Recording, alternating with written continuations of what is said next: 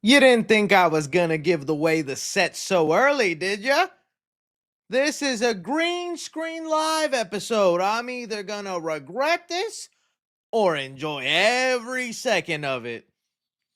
That's gonna be used against me. I can already tell. Hello, my beautiful and wonderful movie peeps. Thank you so much for joining me here on the Friday live stream. I know a lot later than usual. I was really trying to make sure the spooky vlog could go up tonight, but it's just not going to. Tomorrow, though, it should finally go up, and you can see what's right behind me because there's a green screen. I'm at home. I'm currently at the studio, but I just don't want to give away what the set is just yet. Oh, green screen him get. And that's why I'm immediately going to regret this decision, okay? I'm going to just say it up top. I will actually laugh and play whatever green screen shenanigans you create on the 3C Reddit, as long as they're not overly sexual. I think that's just the easiest way to go, man. Get creative with it. I already know the obvious ones, right? The picture with the four big old dudes behind me. Come on, get more creative than that. You're a 3C viewer. You should be held to a higher standard. Four aliens behind me? Now we talking. Now we talking. Green lights. Oh yeah. So thank you guys so much for being here. Like I said, it's been a kind of a crazy week, and I'm not even gonna lie to you. Your papa is tired. Papa is exhausted. I know I haven't been posting many videos on the channel, but don't think that means I've been laying on my butt all day. No. Been making a lot of stuff for you, preparing for the spooky season. And I'm kind of exhausted, okay? Went to Halloween Horror Nights. That vlog's going to be coming up soon. Tomorrow, hopefully, you will finally see the spooky vlog where I unveil what the set is. I hope you guys like it. I might have overdid it a little bit, but I hope you guys like it. And then, well, we get back to some news. We get back to some other stuff. Oh, did I say 6-7? I didn't mean to say 6-7. And all that. So, yeah, we're going to get into all that here. Let me go in through the topics because we actually have a lot to discuss. So much dropped while I was away. Of course, I took a flight Wednesday morning, got off that plane, went to the hotel room to film the Superman announcement, did that really quickly, went to the theme park, stayed there till 1 a.m., went to sleep, woke up the next morning, got on a plane back to Dallas, because that's how your boy rolls. If I would have stayed any longer, James Gunn would have announced Batman Brave and the Bold or something, the actor who's playing Batman or something, and I would have been like, please.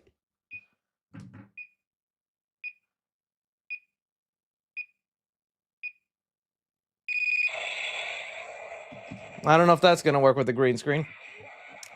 So let me just run you through some of the topics we're going to discuss here today. It wasn't on the agenda at first, but somebody suggested it right before I went live. We'll look at the Street Fighter posters. I'll give you my honest thoughts on those. Marvel Zombies trailer. I know you guys want to hear my thoughts on that. We got the trailer for 28 Years Later, Bone Temple. Give you my thoughts on that. They also dropped the new Black Phone trailer where the grabber is just Freddy Krueger. How do we feel about that? Fede Alvarez is not going to be returning for Alien 2. Going to give you giving you my thoughts on that. There has already been a piece of Scream 7 promotional material out there with Reese's Pieces, and I think if we analyze it, it really does give away some of our theories we've been having with this movie. Clayface set photos and videos. I'm excited for this movie, but one set video in particular is making me a little scared for how this movie might come out. Man of Tomorrow, the Superman sequel. I'll talk more about it and this weird confusion and overcomplication James Gunn wants to have about it not being Superman 2. Why you do this, Jimmy Gunn? Why you do this?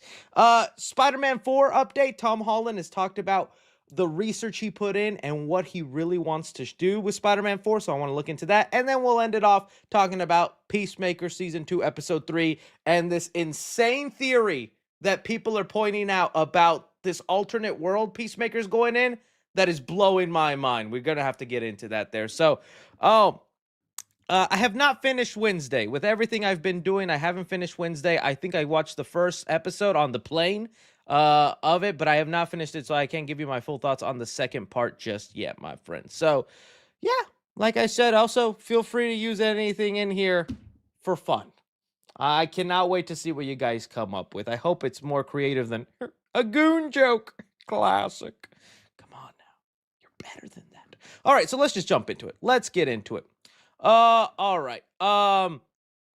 First off, let's go into these Street Fighter posters. So you guys know Street Fighter is quickly approaching. I'm still so sad it's not going to be with the Rocka Brothers, because they were going to make the movie at first, but then I guess something happened, creative differences, and they left it.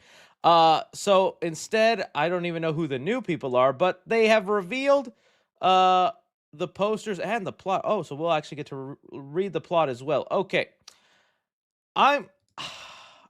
What y'all want me to say about this? Okay, for one, if this was the cast announcement poster, like this is the first time we hear about these specific actors being involved with the movie, great idea, smart promotion. But all these names and faces have been announced previously. They have been confirmed.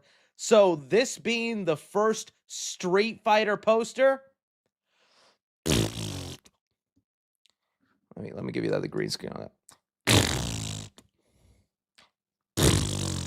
You can Photoshop me on the toilet with that one. Oh, but Chris, it's an homage to the startup screen in the original Street Fighter game. It's actually a good Easter. These are just headshots of said actors that they email around and they went, all right, Lewis, I'm going to lunch. Poster's done. Spent 5 minutes on it. Send it out to the people. That to me is going to scream the quality of this Street Fighter movie. I am not having the biggest hopes here. Now, are there some faces in this cast I am really excited about and I actually like? Yeah, Noah Centineo, David Dastmalchian. Who else we got here? Here's some Momo. You know what? Even to an extent, 50 Cent. Let's see what that boy can do. Eric Andre, I actually like, and I know some people are excited about like some of these wrestler actors involved. But dude, I am not having the highest hopes with this being the first poster, and then here's the characters they are portraying off. I think they even went as far as to do character posters, and I'm just like, what is this? Street Fighter posters. Let me put them up. I couldn't believe it, y'all. I looked at those and I said, really? I got excited because I saw the notification.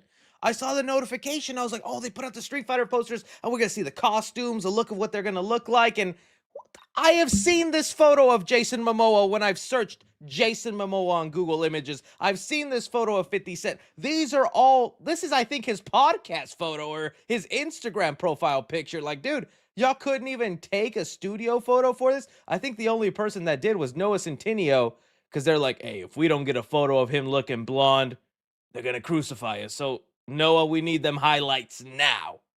Now, Noah. I don't know, man. Was that Cars 4? No, please don't. Was that actually Cars 4 and I missed it? No, I think that was oh, was that? No, you're lying. Was that them just saying ka-chow? Does Pixar be doing this? All right, we're going to momentarily pause on my Huh? Ka-chow? What are we ka-chowing, McQueen?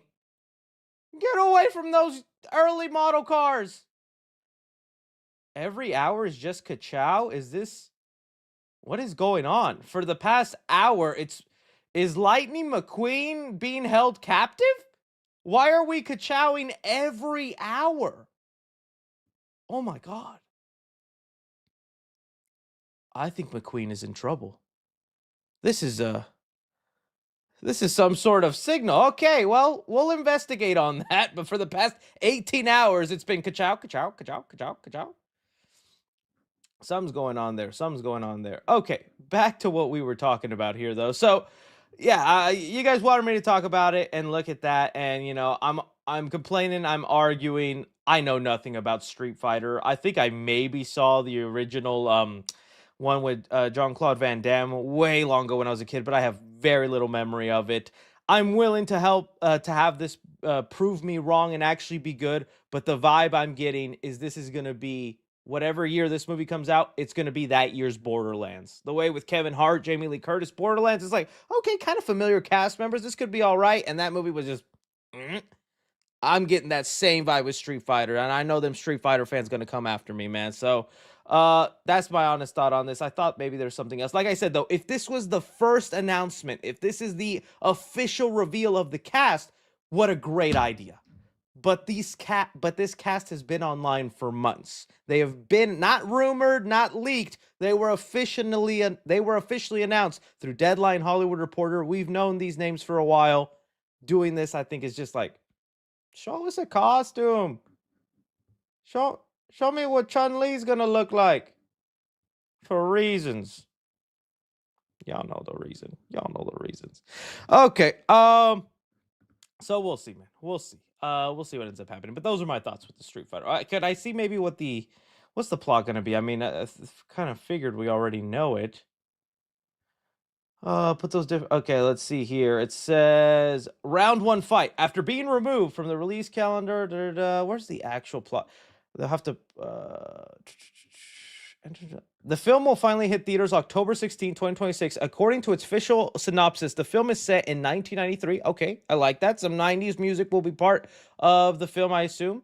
With Ryu and Ken, the two Street Fighters were once brother in arms, but have become estranged. However, they'll have to put their differences aside when a mysterious woman, Chun-Li, enters the World Warrior Tournament. Once there, they won't only have to deal with the fist, feet, and Hadokens of their opponents. They'll face off against Sinister Conspiracy. Legendary also released a pair of posters patterned after the video game's iconic character selection. Okay, well, you know what? I will give this with all the crap I've been talking. Unlike the first Mortal Kombat, at least it looks like a tournament is happening in this first movie. They're going in, and that'll be a way they'll show off all the characters. Looks like they chose the right people to be the leads. Ryu, Ken, and Chun-Li. It's like, yeah, they didn't create no guy named Timmy iPhone case is our new lead. And he doesn't say Hadoken. He goes, Bloken. So, you know what? I was laughing, but they already got one up on the first Mortal Kombat movie. So, yeah, there we go. That's my thought on that. Let's move on to the next topic at hand. Marvel Zombies. We got a bunch of trailers that I missed out on this week because I was out traveling and doing stuff for preparing for Spooky Mama month. And well, we got the first Marvel Zombies trailer. Okay, couple of things with this. Marvel Zombies started off as a what if episode. I know it's a comic and it's been a popular thing fans have been demanding ever since then. I remember even the Marvel Zombie toys were really cool looking. I remember seeing those on the shelf. I'd be like, Papa, can I have one? But I could get us a look at that. Like the Spider-Man one, dude. Insane. Cool stuff. I was like, that's kind of sick. I like it. That's dope. And then the what if episode, I was like, I didn't dig it. I thought they just went kind of a weird route with it. It didn't feel like it. So honestly, no excitement for the solo Marvel Zombies series that they were doing. And it felt kind of like with Ironheart, that Marvel was ashamed of this show because they were waiting till like 3 weeks. It's like 4 weeks until this show comes out. No, 3 weeks. 3 weeks until it comes out because it's a release of September 24th. And they barely now put out a trailer for it. I was like, this doesn't scream confidence.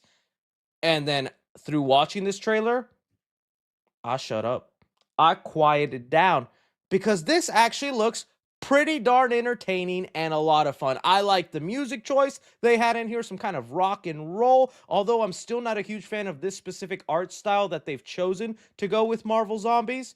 I like the direction they're headed in. They are going the full R-rated TVMA, so there's going to be blood, there's going to be guts. The select group of characters they've chosen, I've grown to like. Yelena, Red Guardian, Miss Marvel, this Blade, which should have been Mahershala Ali, but it's being voiced by someone else because they don't even know if Mahershala Ali will be there. And this shot here, when Spider-Man webbed up these zombies and then took off their heads.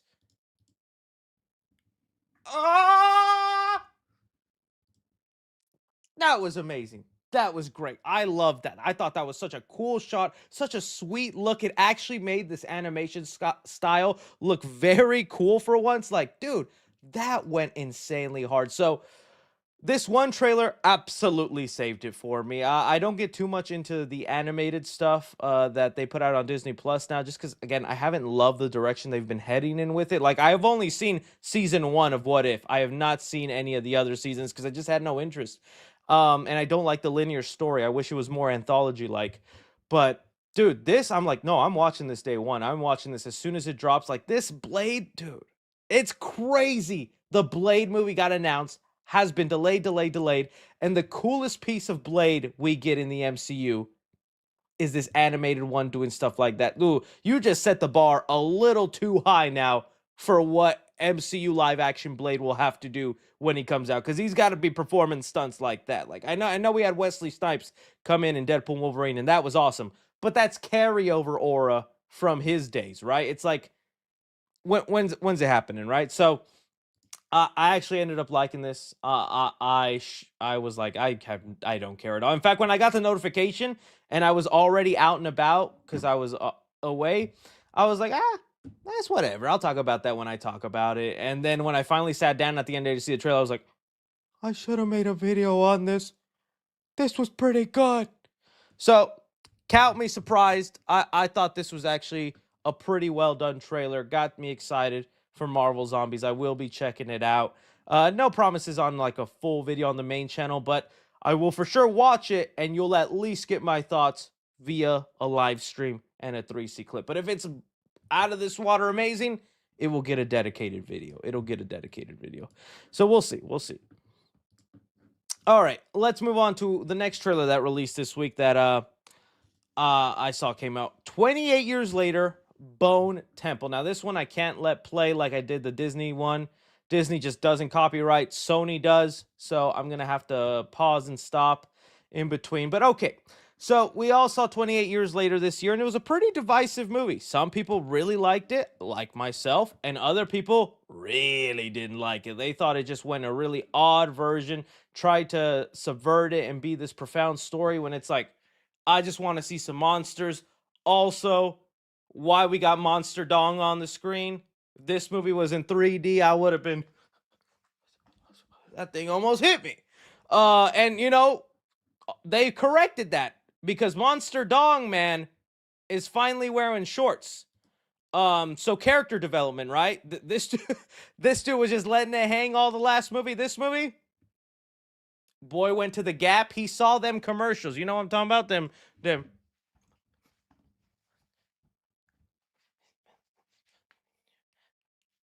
I watch TikTok. I entertained other sections of the world. Yeah, not all of you knew that, did you? Like, Chris knows the Gap commercial dance move. I do. um, so that was pretty funny. But okay, you want me to be actually honest with you? If I saw this trailer in theaters and I didn't know release the trailer for Bone Temple yet, I would have assumed this was an alternate trailer for 28 years later, the movie that came out this year. There is very little visually about this trailer that I think that does not differentiate itself enough from the movie we just got. And I wonder if that will actually have an impact in its performance and when it comes out, because it's not like it's 2 years later since 28 years later, you know, the movie that just came out. It's not like it's been 3 years, 1 year. No, it's like months apart. The movies are going to be less than a year apart from each other. I genuinely think some people are going to see this trailer in theaters, on their TVs, on YouTube when it plays as an ad, and they're going to go, didn't this movie come out already? Didn't this already happen? Oh, maybe this is just promoting it's on VOD or something. Oh, what? No? It's what? Oh, I'm confused. I so think that because I was watching this and I'm like I get it doesn't have like the great vibe in that army chant, whatever it was. 5, 6, 7. I forget what the words were of that chant, but you know what I'm talking about. I know it doesn't have that, but visually, this looks pretty similar, and I think any person could get so confused watching this, going, "I think I already saw this movie. I already." So I'm curious about its performance. They're also dumping it in January. Could be a strategic move. Could be a sign that they know what they got and that it's not very good. Although I'm rooting for Nia DaCosta. I want her moment to shine. I'm going to be watching it because I do like this story that they're setting up. I'm curious how this whole gang of Jimmys is going to implement. And we know Cillian Murphy's going to be coming back, the character from the original movie. So it's like, okay, there could be something there, but I'll be honest with you. I just felt this trailer did not do enough to make itself stand out or even have an impact like that first 28 years later trailer came out. Because when that trailer came out, everybody was raving about it. Everybody was crazy, going crazy for it. This trailer, I felt like it was a little underwhelming, or it just felt too similar to the last one. So, all right. Boots, undergarments. I forget the lyrics, man. I forget the lyrics. Everybody just spamming 6, 7 in the chat. Well, here, you guys have been behaving. You haven't been spamming goons, so the chat can come back. But when I green screen, I don't know, is that okay? Is the chat there? I don't want it to mess up some funny gags you guys can make. All right. Let's move on to the next thing. So that was my thought on the Bone trailer. I was slightly underwhelmed by it. Okay. Then we got a new trailer for The Black Phone 2. Now, this trailer I did not watch intentionally because I didn't want. I have seen enough from the Black Phone trailers. I'm invested. I want to see this. I love the direction they're going in. I don't need to see any more. I'd like to actually be surprised and take in the movie. Unfortunately, though, at my screening of The Conjuring: The Last Rites, they played this newest trailer there, and I couldn't help to take a couple of peeks at it, so I did end up seeing it. And man, they are just not hiding that the grabber is basically Freddy Krueger, y'all. Okay, so again, I have to kind of shift around here. I can't show too much. But in this trailer, they just don't even hide it anymore. They're not subtle with it. They're not like, oh, he's not really Freddy Krueger. He's kind of doing. No, he straight up says, "You think if I kill you in your dreams, what will happen to you in real life?" I'm like, that's something Freddy Krueger would say. You're just taking his flow step by step. And I'm not mad about it. I'm not mad about it. I'm going to say right now, you would think as the #1 Freddy Krueger fan. I say that, but there's probably a lot more hardcore fans. But to me, Freddy Krueger is my #1 favorite horror icon. And I've been so pissed that he has just not returned to the big screen and that he's been just silent all these years. I'm so deprived of Freddy Krueger love. I'm willing to let the grabber grab me. I'm cheating on Mr. Krueger, and I'm picking up that black phone. Ring, ring. Hey.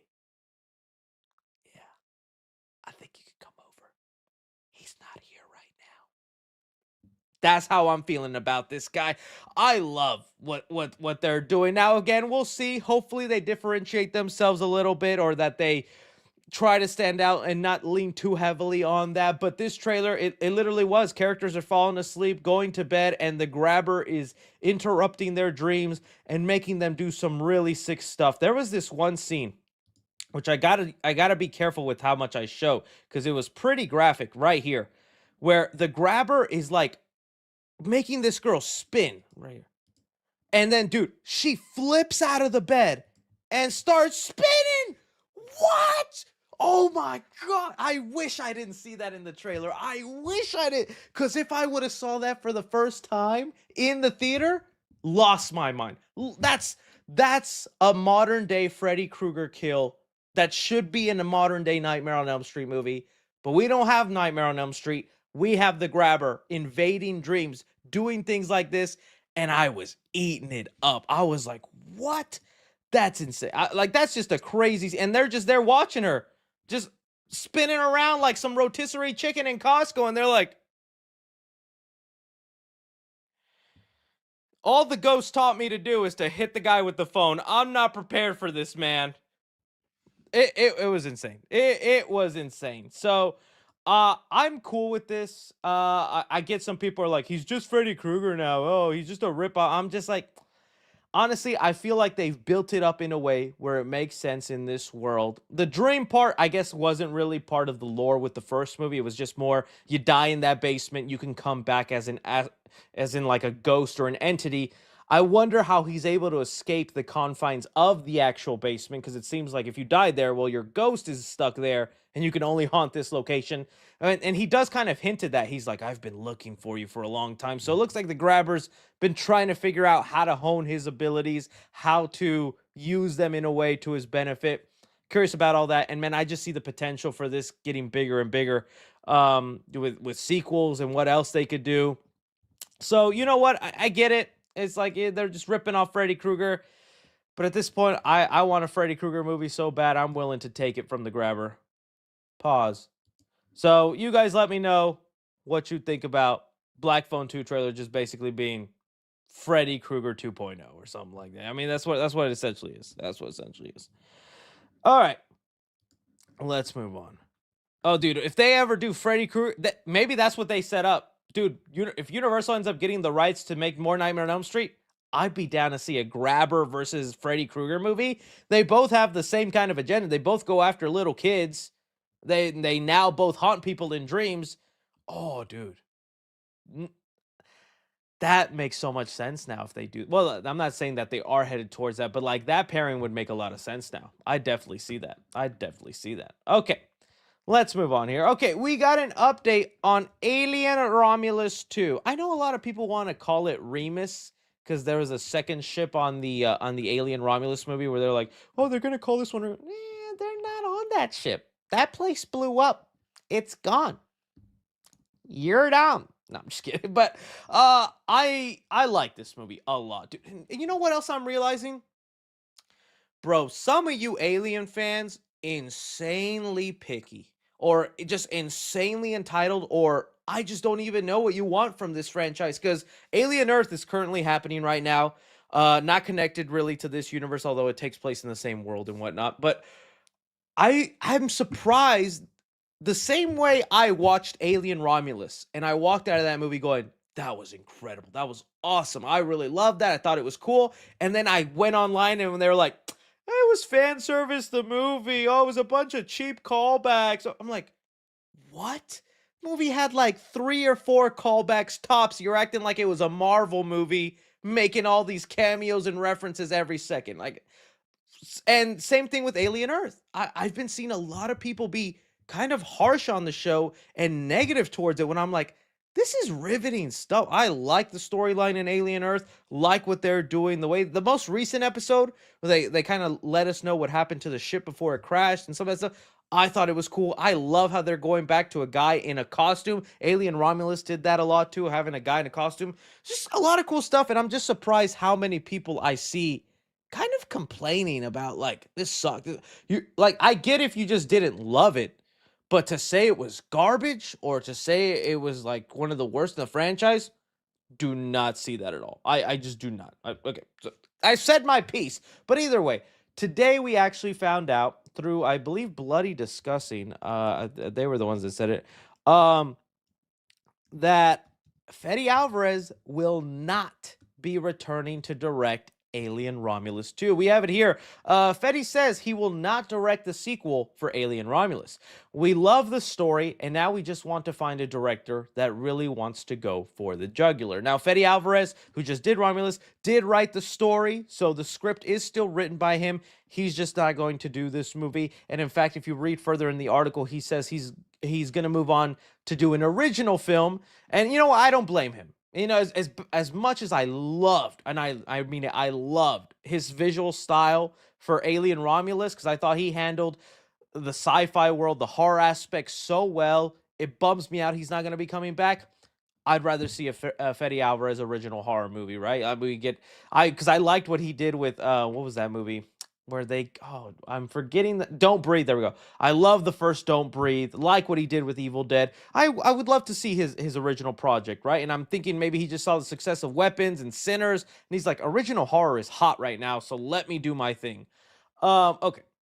Now I just wonder then who ends up directing this movie? Who ends up helming Alien? Who ends up going and taking the reins? Are they going to be as good as Fede Alvarez? Because this is kind of unfortunately reminding me of Don't Breathe 2, where it's kind of a controversial sequel because, again, it was a movie I think Fede Alvarez wrote also, but then he handed the reins over to his like co-writer. And this movie was weird because the bad guy of the first movie, who did some pretty nasty, sick, unforgettable stuff, ends up becoming the hero of the second film. And I think I was okay with it at the time, but it's just aged kind of poorly to me where I don't enjoy it as much anymore. But I really love that first movie. Um, so I do wonder then, well, then what's the direction for Alien Romulus 2? Is there a bigger picture idea? Because it seems like they're maybe heading towards an Alien versus Predator movie. I know some people were throwing out, Dan Trachtenberg should direct this one. Dan Trachtenberg, because he's done Prey, he's doing Predator's Borderlands, he did that animated Predator movie.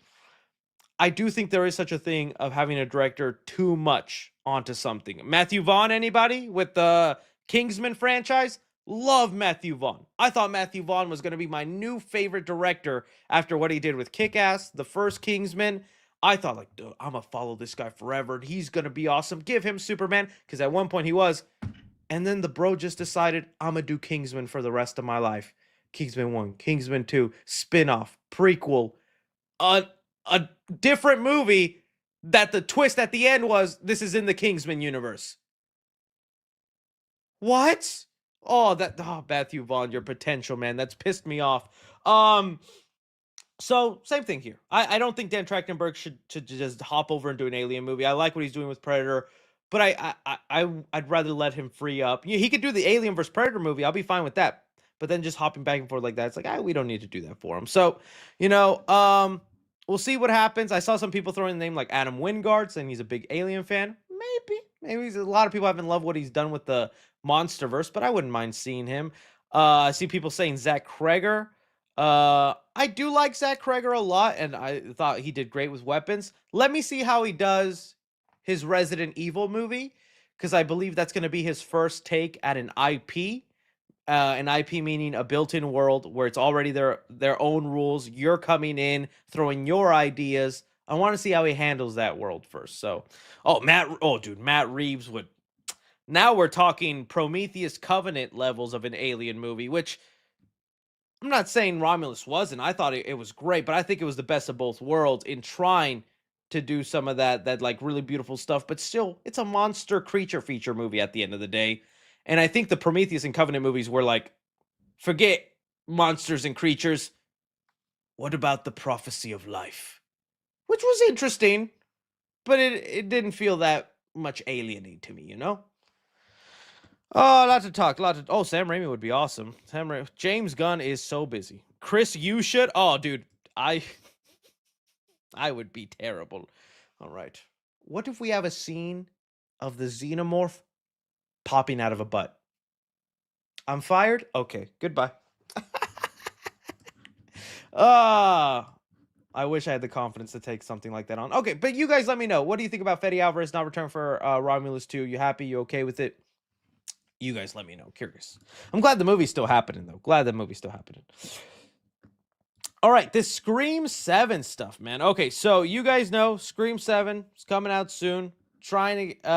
Looking forward to whenever the trailer releases. I didn't say it would come out with The Conjuring. I just said I'm hearing the trailer's almost done. It could be coming out any moment now. I think Daniel RPK said it could come out sometime in September. But I know some people were saying, no, it's going to be Conjuring. It's like, oh, it didn't.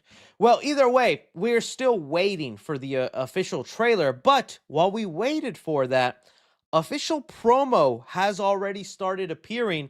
And it's given us our first hint to be able to kind of really analyze some things going on with Scream 7. So there was this ad that was popping up, and I did get it on TikTok, so I know it's real, where it's a Reese's Pieces ad. I guess they're preparing for Spook Your Mama, their Halloween and stuff like that. And so there was two different ads of a Ghostface with just the voice of Roger L. Jackson and all that, and we got the logo being used, so it looks like this might be the official logo. One thing I didn't mention in my trailer reveal thing that I was told, the guy told me that the logo was going to be Scream 7, not Roman numerals, but that the 7 would be a fire. And I didn't mention it because I'm thinking maybe he misinterpreted what it looks like, because if you go back to like which one is it? Is it Scream? Let's see, title card. If you go to like the title card, I feel like he might have misinterpreted this thing that the Scream franchise does. There we go. This. There we go. Where they do this, where like they cut it out, and it's almost like Ghostface is slicing through a theater screen, right? And so light is peeking through. I'm thinking if maybe he mistook this kind of style and said, "Oh, it's a number 7, but it's on fire." I feel like he could have easily have thought this was fire. You know what I mean? So I didn't mention it in case that like doesn't end up being what it actually looks like. But it looks like it'll be. He described it as like it's a flaming 7. I'm like, is it? That feels weird if they do a flaming 7. I don't see the franchise doing that. Either way, that's neither here nor there.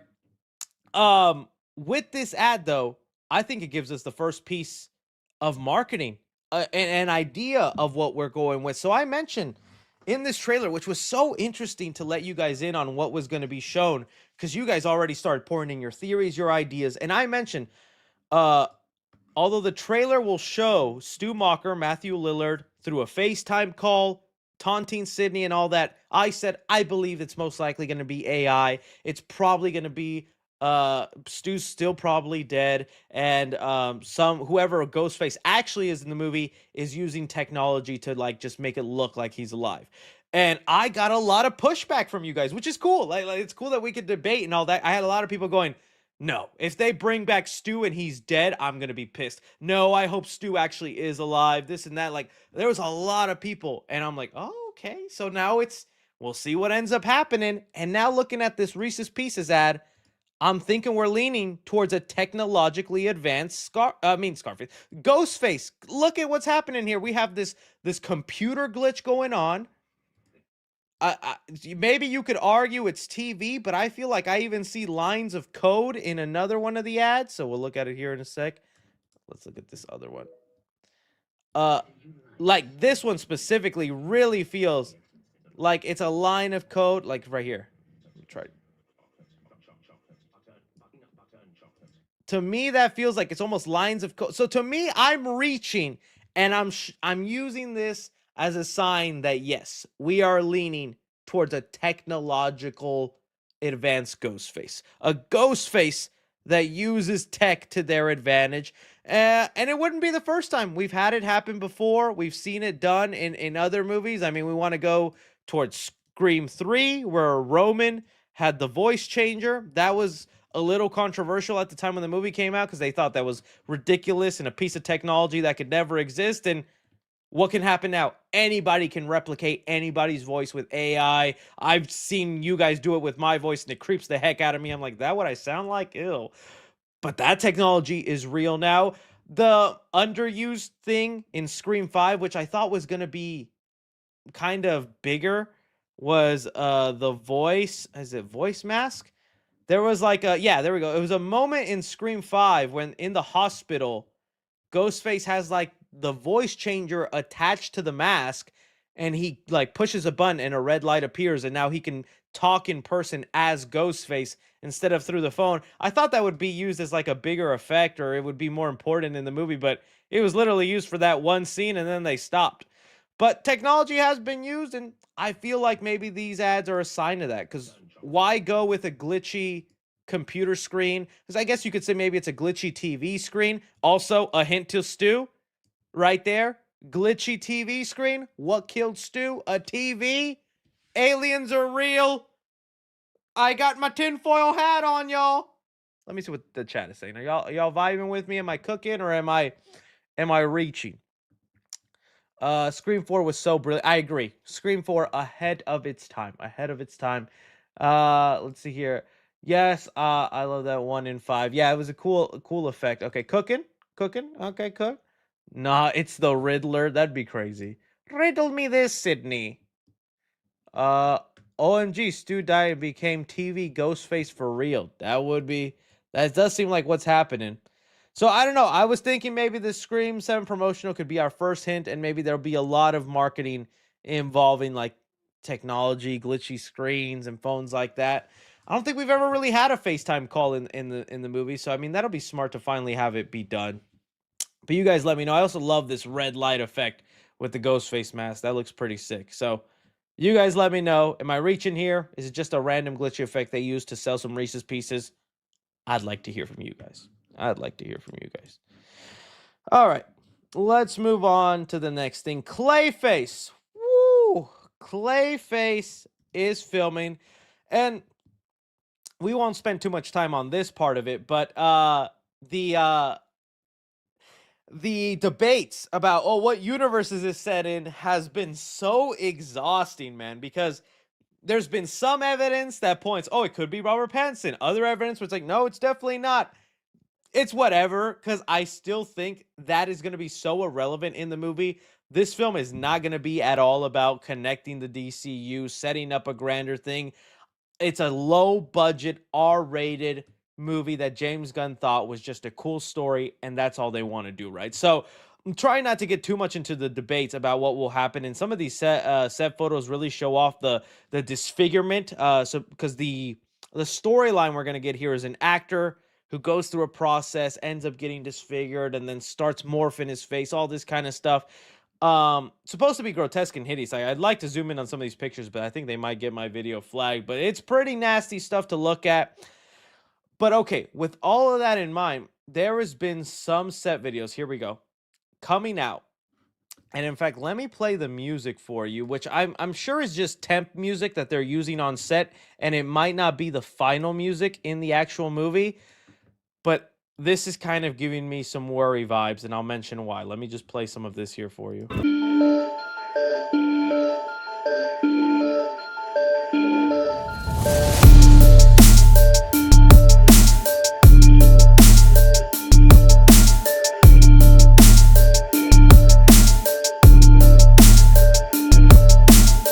Okay.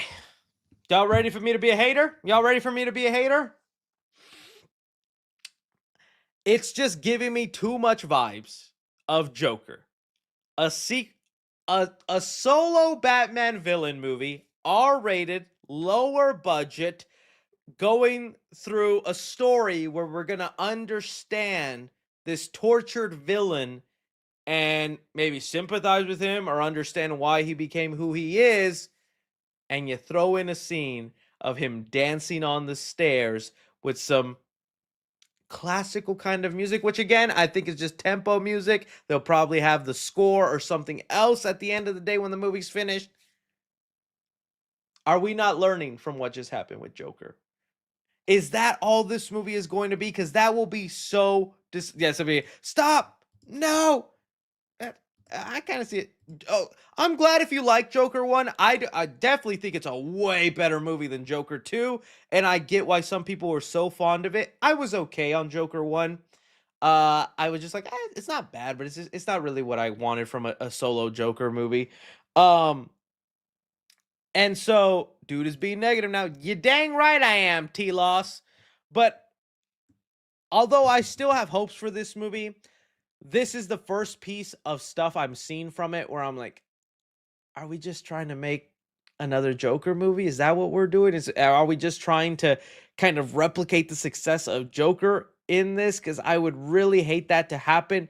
Are we trying to go with a really artsy, sort of, I don't want to say Oscar baity, but we're trying to be more profound than we are. I didn't think James Gunn was going to lean into that stuff. I get that he wanted to have his movies a different flavor, but I'm just a little scared on it. I just hopefully it's not a musical. So yeah, dance scenes are now mandatory for solo Batman movies. That's it. Sounds like a you problem, bro. See, it might just be me. It might just be me. But I saw this and I was like, I hope we're not just trying to make. What if we made the Joker movie, but with Clayface? Eh? Eh? I'm fired? Okay. So that's the kind of vibe I was getting. Again, context could be completely different and all that, but I'm already seeing how this scene is going to end up in the movie at the end of the day. And I could just think of so many shots in like Joker 2 where it was, again, it's like, yes, it's a beautiful scene. It looks nice, but you watch the movie and there's only so many of those slow-mo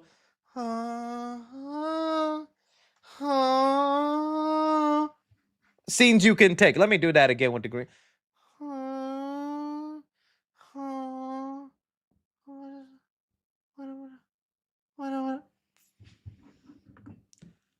It's the point now. It's not even original. It's just copy and paste than these sentimental moments that you have. So yes, I'm being a hater. Yes, I'm being harsh. But come on now. Are we not? Are we not seeing the copy and paste moment? Are we not? That's all I'm saying. I'm seeing the copy and paste moment here. Is all. Let me see here. Upload. Mr. Pretty is dancing and the camera. He's an actor. This is an old. Oh, this is an old movie music. No, I know, and I've already seen like the comparisons to. I think it's like the original Nosferatu and shadow work and things like that. And I totally get it, especially with the shadow stuff. I'm getting and all that. I'm understanding what they're going for. I'm just again. I hope because they also are branding this as a horror movie, is what they said. It's a horror film, and I don't know. Hey, just being honest. Just being honest. Y'all guys want me to lie and say, dude, Shadow Hands in a Batman movie because he is the shadows. Oh shit! I get it. James Gunn, you genius. Y'all want me to glaze 24/7? I see. Y'all want me to go glaze 24/7. Chris, stop hating. Just wait, man. Oh, come on, man. What is with it? Just wait for the movie. I hate when y'all say that. Not just you, Alice. But it's always like that. Whenever I do a trailer breakdown, do analysis. Why can't we just wait for the movie? Buddy, you're here and you clicked on the video. You are the reason we do not wait. We analyze and we speculate and we have fun. Y'all gonna make me crash out. Y'all gonna make me lose my mind. Up in her. Up in here. Yeah, this is peak content.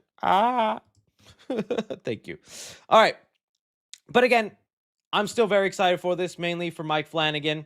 We'll see how it turns out. That was just it. I just saw that set video and I got them trying to replicate Joker. And I hope the movie is more than just, what if we did Joker but with Clayface? You know? I guess I was just picturing more because it sounded to me like a body horror movie. And so that's what I like looking at some of this stuff. I'm just like, that's gonna be sick. I can't wait to see how that goes down. So that's all. That's all I was saying. Okay, let's continue on here, little horsies. Don't make 3C clear. I'm just reading the chat. Agreed. Joker PTSD. Hey, if Joker 2 was probably good, I would not be complaining. I'd be like, oh, they're going for Joker vibes. That's cool. That's cool. All right, let's move on, though, to Man of Tomorrow and this craziness we got going on. Okay, so you guys saw it happen when I was away from my desk. We got... Oh, here, let me just get the share screen back. All right. You guys saw... Oh, my bad. You guys saw, we got Man of Tomorrow officially announced. I could not believe it happened the one day I decided to travel, but neither here nor there. It's happening. It's exciting. It's cool. And it's obviously a Superman sequel following up the events. And man, I still trust James Gunn. I like what he's been doing because I really liked Superman. Love and Peacemaker Season 2. We're going to talk about that in a sec. And so I have no reason to doubt what he's doing. But then some of the over-explaining he's been doing online, I'm just like, James, what even is this, buddy? What even is this? So let's get into first Superman, about Man of Tomorrow not being Superman 2. So in a thread, whenever James Gunn was being asked about this, because again, he's very odd with how he explains these sequels and movies. Let me see if I can find the exact text. This is loading up. While that's loading up here, a fan asked him. He's like, "Wait, I'm confused. Is this the Superman sequel you were talking about that you were teasing is coming up? Because you said there was one and there wasn't one. Jesus, man, come on. How this gonna keep happening to me? Sorry, guys. It was storming over here, so everything is all slow. Is this it? It's not Superman 2. Where is the actual? Let me see if I can get the actual one, guys. Man, why is my internet so bad right now? Up in here. Up in here. Y'all gonna make me lose my mind. Up in here. Up in here. Let me figure this out, guys. Let me figure this out. L3C right now. That's what I get for making fun of Clayface. James Gunn came and took my internet. Little white-haired boy down there. he ain't gonna take my internet. He gonna talk about my Clayface movie. Ain't gonna let that happen here. That's what James Gunn sounds in my mind. Okay, there we go. All right, back to what we were discussing. Okay, so a fan asked him, I'm a little confused right now. Is this the same movie you talked about in the past? The one where you said Superman had a major role but wasn't exactly a sequel? Or is this a different movie and this one is actually Superman 2? And then he goes, yes. Sorry. This is the same movie. Superman has a major role. It's not Superman 2.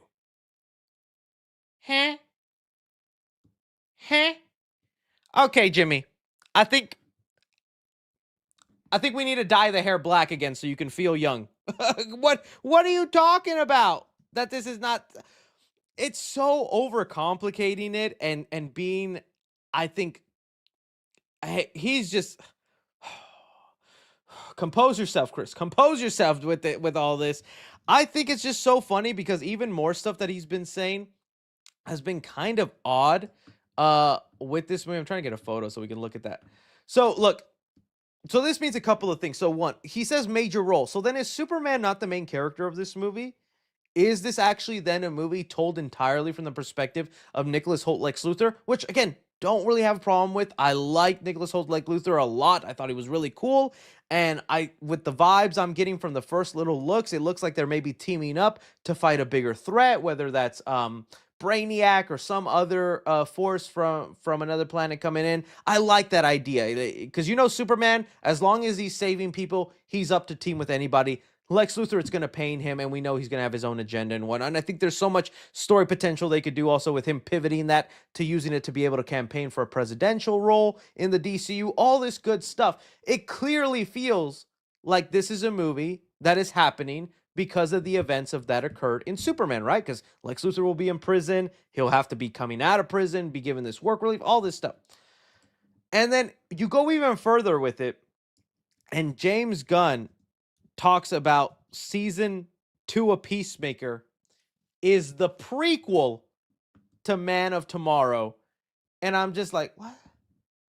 What happened, Jimmy? Did it not months ago you say no homework will be required, none of this stuff will be happening? Now it feels like that's not true. James Gunn has once again teased the importance of Peacemaker Season 2 to the overall DCU, describing it as a prequel to the just announced Man of Tomorrow. He said, prequel says it directly leads into the 2027 movie. I do not want to be one of those guys. I do not want to be one of those Weenie Hut Jr. guys. But when you start this season with an orgy and have schlong everywhere, and it's clearly not a show for kids and all that, but this is so heavily important in directly setting up Man of Tomorrow.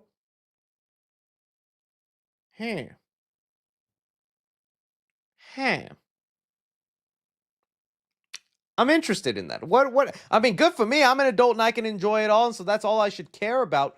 But it's just this kind of stuff that is odd to me, and it's just like, imagine the first phase in the MCU was like this. Like, would it not be bananas? First movie is Iron Man, and then season 2 of Ironheart leads us in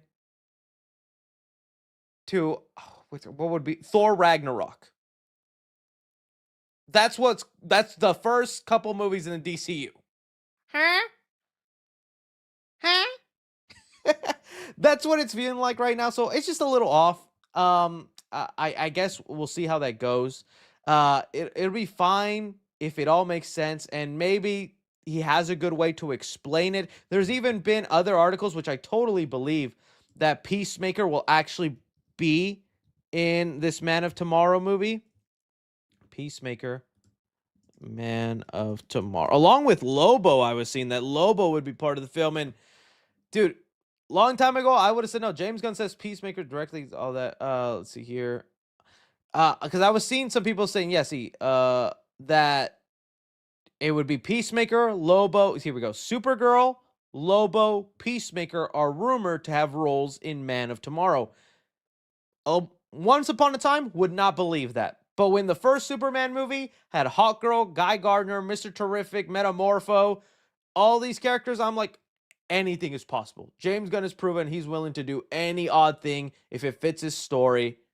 And honestly, Supergirl is like a given. I feel like she's got to show up. Lobo, even to me, kind of makes sense too. If he's a bounty hunter coming down to like go after Superman and hunt him down. Peacemaker is the part where I'm just like, wonder how that'll go. Wonder how that'll be. So yeah. And you know what? After this most recent Peacemaker episode, I'm such on a high with John Cena's Peacemaker. I think he's like doing such a great job with that character. I don't mind if he plays like a Guy Gardner type role in this movie. I'm just again wondering then how it fits. What's his idea? Because now he's kind of gone away from talking about this gods and monsters phase that he was going in, because like Authority's not happening. Other films that he like or other projects like Amanda Waller don't seem to be moving forward. Booster Gold is kind of stalled right now. And now he's leaning into talking about the Superman saga. And that's the other thing with James Gunn, which again, I know I'm being overly harsh. I still really like, and I'm not a James Gunn hater. Don't think that. I'm gonna be honest whenever I see things that I feel are kind of odd. But I think about how much Superman, the movie itself, changed when it came out. Okay, we heard so much stuff about Superman. Okay, like one thing, David Cornsweet was not even going to wear the shorts in the movie until the day before they started filming. James Gunn finally decided, yeah, okay, give him the shorts. So we were like this close to no underwear on Superman, but the day before, James Gunn changed his mind. Okay, what was the other thing James Gunn changed his mind on? The title of this movie, Superman Legacy. It was Superman Legacy. Changed his mind. Just Superman. I think the movie, and I see that a lot with James Gunn. I feel like I don't see the confidence when he approaches Superman the way James Gunn approaches Suicide Squad, The Guardians, even Peacemaker. There is like this real confidence in his story and directing in those projects. And I can see there's a hesitancy when he comes to Superman, and he's very decisive, very wishy-washy. And so part of me feels like the movie James Gunn is picturing Man of Tomorrow is not going to be the exact same movie once it's all said and done, and he's gone through those moments of jumping back and forth. Like right now he tells us this is not Superman 2, it's not that, it's not this, it's not that. But then when the movie finally comes out and he's interviewing, he's going to be like, yeah, I don't know why I said that. This is definitely Superman 2. I guess you're right. Yeah, I don't know why I did that. And it's just like, so why are you overcomplicating it, James? Why? I don't know. You know what? At the same time, I'm doing the same. You guys are calling me out in the chat. Unk is overthinking it. Unk is overthinking it. He had to hold himself back a lot with Superman. I agree. Because like I still big defender of Superman. Really like that movie. But I am going to be honest when I say I think the Suicide Squad that James Gunn made is a better movie, or a better made movie, where he was very confident, and Superman didn't have that much confidence in it. A lot of good stuff, and it's still a great movie. But I hope with Man of Tomorrow, he leans into his confidence and he just goes full throttle with it, you know? Just kind of my thoughts. On. Let me see what else. All right. Unk has lost it. Superman is better than Guardians. I mean, if you think so, I don't. I don't think so. I will say maybe better than Guardians 2. I did like Superman probably better than Guardians 2. I still really like Guardians 2. But yeah, this guy is just yapping. He learned to stop telling you out flat. Huh? I don't even know what that meant. Both are great. Let's see here. Pack it up. Nah, I agree. Oh, I'm with you, Chris. Okay, so I'm getting some people agreeing with me. Nah, I'm with you, Chris. Nah, I agree. And so again, this is just honesty. This isn't bashing James Gunn. This isn't me wanting his universe to end. This is just fan criticism or constructive criticism or just an opinion I have. I'm not trying to say I'm turning my back on this or I'm growing washy. I'm just being honest on the way it's going. And I'm again coming to the realization there is no such thing as phases. There's no such thing as a clear linear path with James Gunn's universe. It is a circle sandbox, And whenever there's an interesting story to be told, James Gunn will have it there. And it's a different way to look at it. We've been trained with the Marvel brain. Phases 1, this movie leads to that movie, and then this movie leads to that event. That's not James Gunn's universe. It's this thing might lead to that thing, but we also want to do this movie. Also, this project is kind of cool. And that's how it is. It's just an open world, and any story can come out, and there's not really a rhyme or reason as long as the story is worth telling. And it's like, okay, I just have to train my mind to that. All right.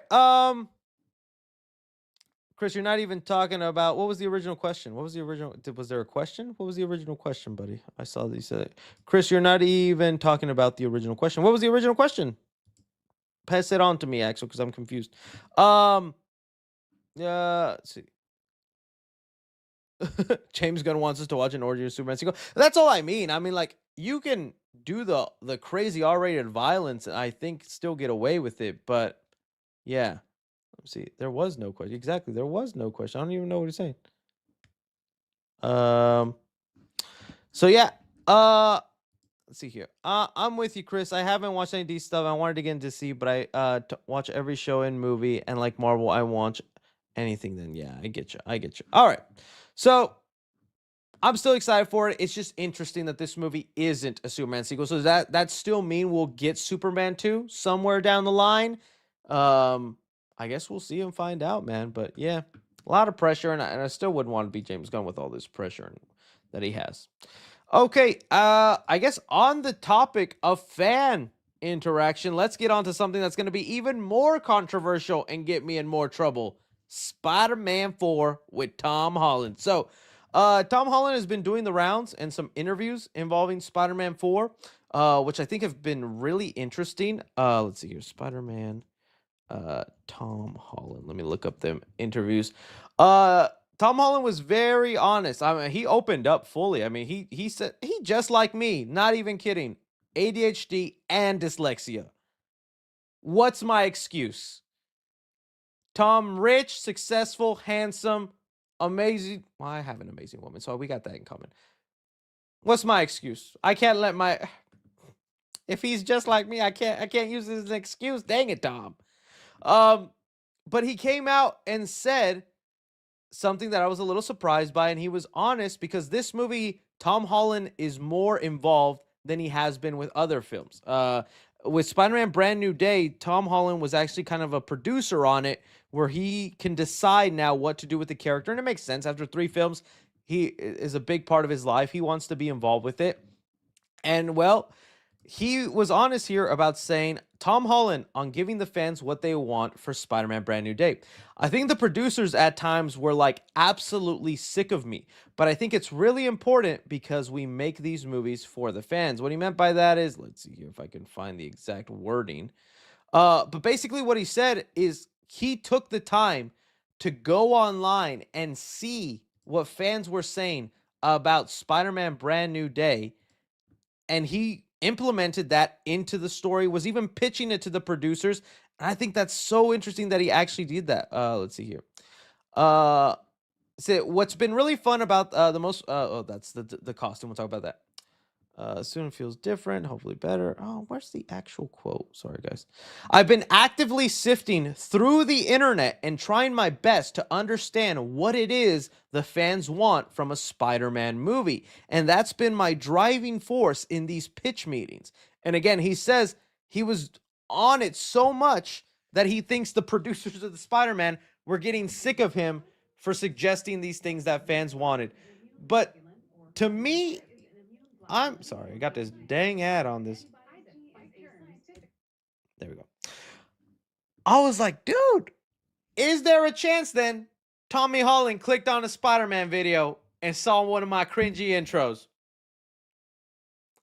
The possibility went from 0 to at least a 1% chance, and I'll take it, baby. There's obviously a lot of great Spider-Man content creators, whether Hit Top Films, or Owens Comics has done a great video and all that. Maybe if you just like search Spider-Man Brand New Day update, what comes up?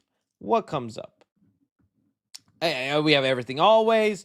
Let's see here. Oh, my video right there. Tommy could be watching it while he's making his ramen, and Zendaya's there like, what you want, honey? Which one? Yeah, I'm just watching this cringy guy. Yeah. Yeah, he's blabbing about calling me Iron Boy Jr., whatever. I think there's a chance Tom actually might have watched. And again, you remember when we were, why am I so shut, dude? Because I'm sweating balls off. I'm sweating balls off in this dang onesie. And it's hot in this Texas weather. And I'm wearing nothing underneath, so I can't even take this off. Uh I'll dap my face here in a second, buddy. But yeah, sorry about that. Um and so, with all this with Tom Holland, you remember when we were hearing about what Spider-Man Brand New Day could end up becoming, we were like, "Oh, that's really awesome." And to bring up another point uh on this, because yes, like I was joking around and I did tweet about it, and I want to address some of these little trolls that are just being playful and fun. I didn't take it to heart, but still, I said, "Oh, the concept of Tom Holland watching me yap while Zendaya's on her phone next to him, probably not, but I'm delusional, right?" And so I tweeted that, and then we had people put in their little thoughts here, like one saying, "So he's heard you call him Iron Boy Jr. Good luck getting invited to Brand New Day premiere, Chris." Let's see here. There was another one I wanted to get into that was like, okay. Should spam. Is it a Sam? You often hate on his Spider-Man, so if he did, he probably wouldn't have a very positive view on you either. Let me see. There was one specific one I really wanted to get in because I think it was like a fair comment, and I wanted to oh, here we go. Yeah, he probably see how you jumped in the MCU Spidey hate wagon. I love 3C film videos. I just disagree with some of those Spidey takes. Okay, let me tell you something, buddy. Let me explain something to you right now. It is so interesting to me if you're a Spider-Man Homecoming lover, I'm happy for you. I've grown to like the movie more. I still don't think it's one of my least favorite Spider-Man movies, but I'm glad if you guys like it. And I admit it, I don't hate Tom Holland's Spider-Man, but he is my least favorite because of some of the characterizations choices they've done in the MCU, but I still really enjoy his films, like him as an actor, and I'm always going to be excited for a Spider-Man movie. That won't change. But it's funny to me on the diehard fans of Tom Holland's movies and the Homecoming fans, where it's like, how are you not aware of what's happening with Brand New Day? We are at a point where they had to reset his Spider-Man. They had to wipe away everything they did with his 3 movies because they had gone so far from what the character was. That's the reason this is called Brand New Day. This is the reason Kevin Feige has called this the first proper Spider-Man movie. That's not me, man. That's Kevin Feige. Let me see. I'll read this. I'll read his words. You can't fight with the man, the myth, the legend himself. We have here in the interview, Kevin Feige says here. Where is it? Where is it? Oh man, when I'm petty, man. It says here, I think there's a promise at the end of No Way Home, and for that, sad as it is, Peter's forgotten by everyone in his life. We are seen for the first time in Tom Holland's Spider-Man story, him being a proper Spider-Man. Can't fight with me. Can't argue with me. Kevin Feige said it. 3 movies, several appearances in. This will be his first proper Spider-Man movie. And you're excited for this film, are you not? You Homecoming enjoyers, you MCU Spider-Man enjoyers, you're looking forward to Brand New Day. If you loved so much with what they did with Tom Holland as Iron Spider, getting his suits handed to him, not having much responsibility, if you loved all that so much, why aren't you upset now they've taken all that away? Why aren't you mad they're doing something completely different than the Spider-Man you supposedly are rooting so hard for?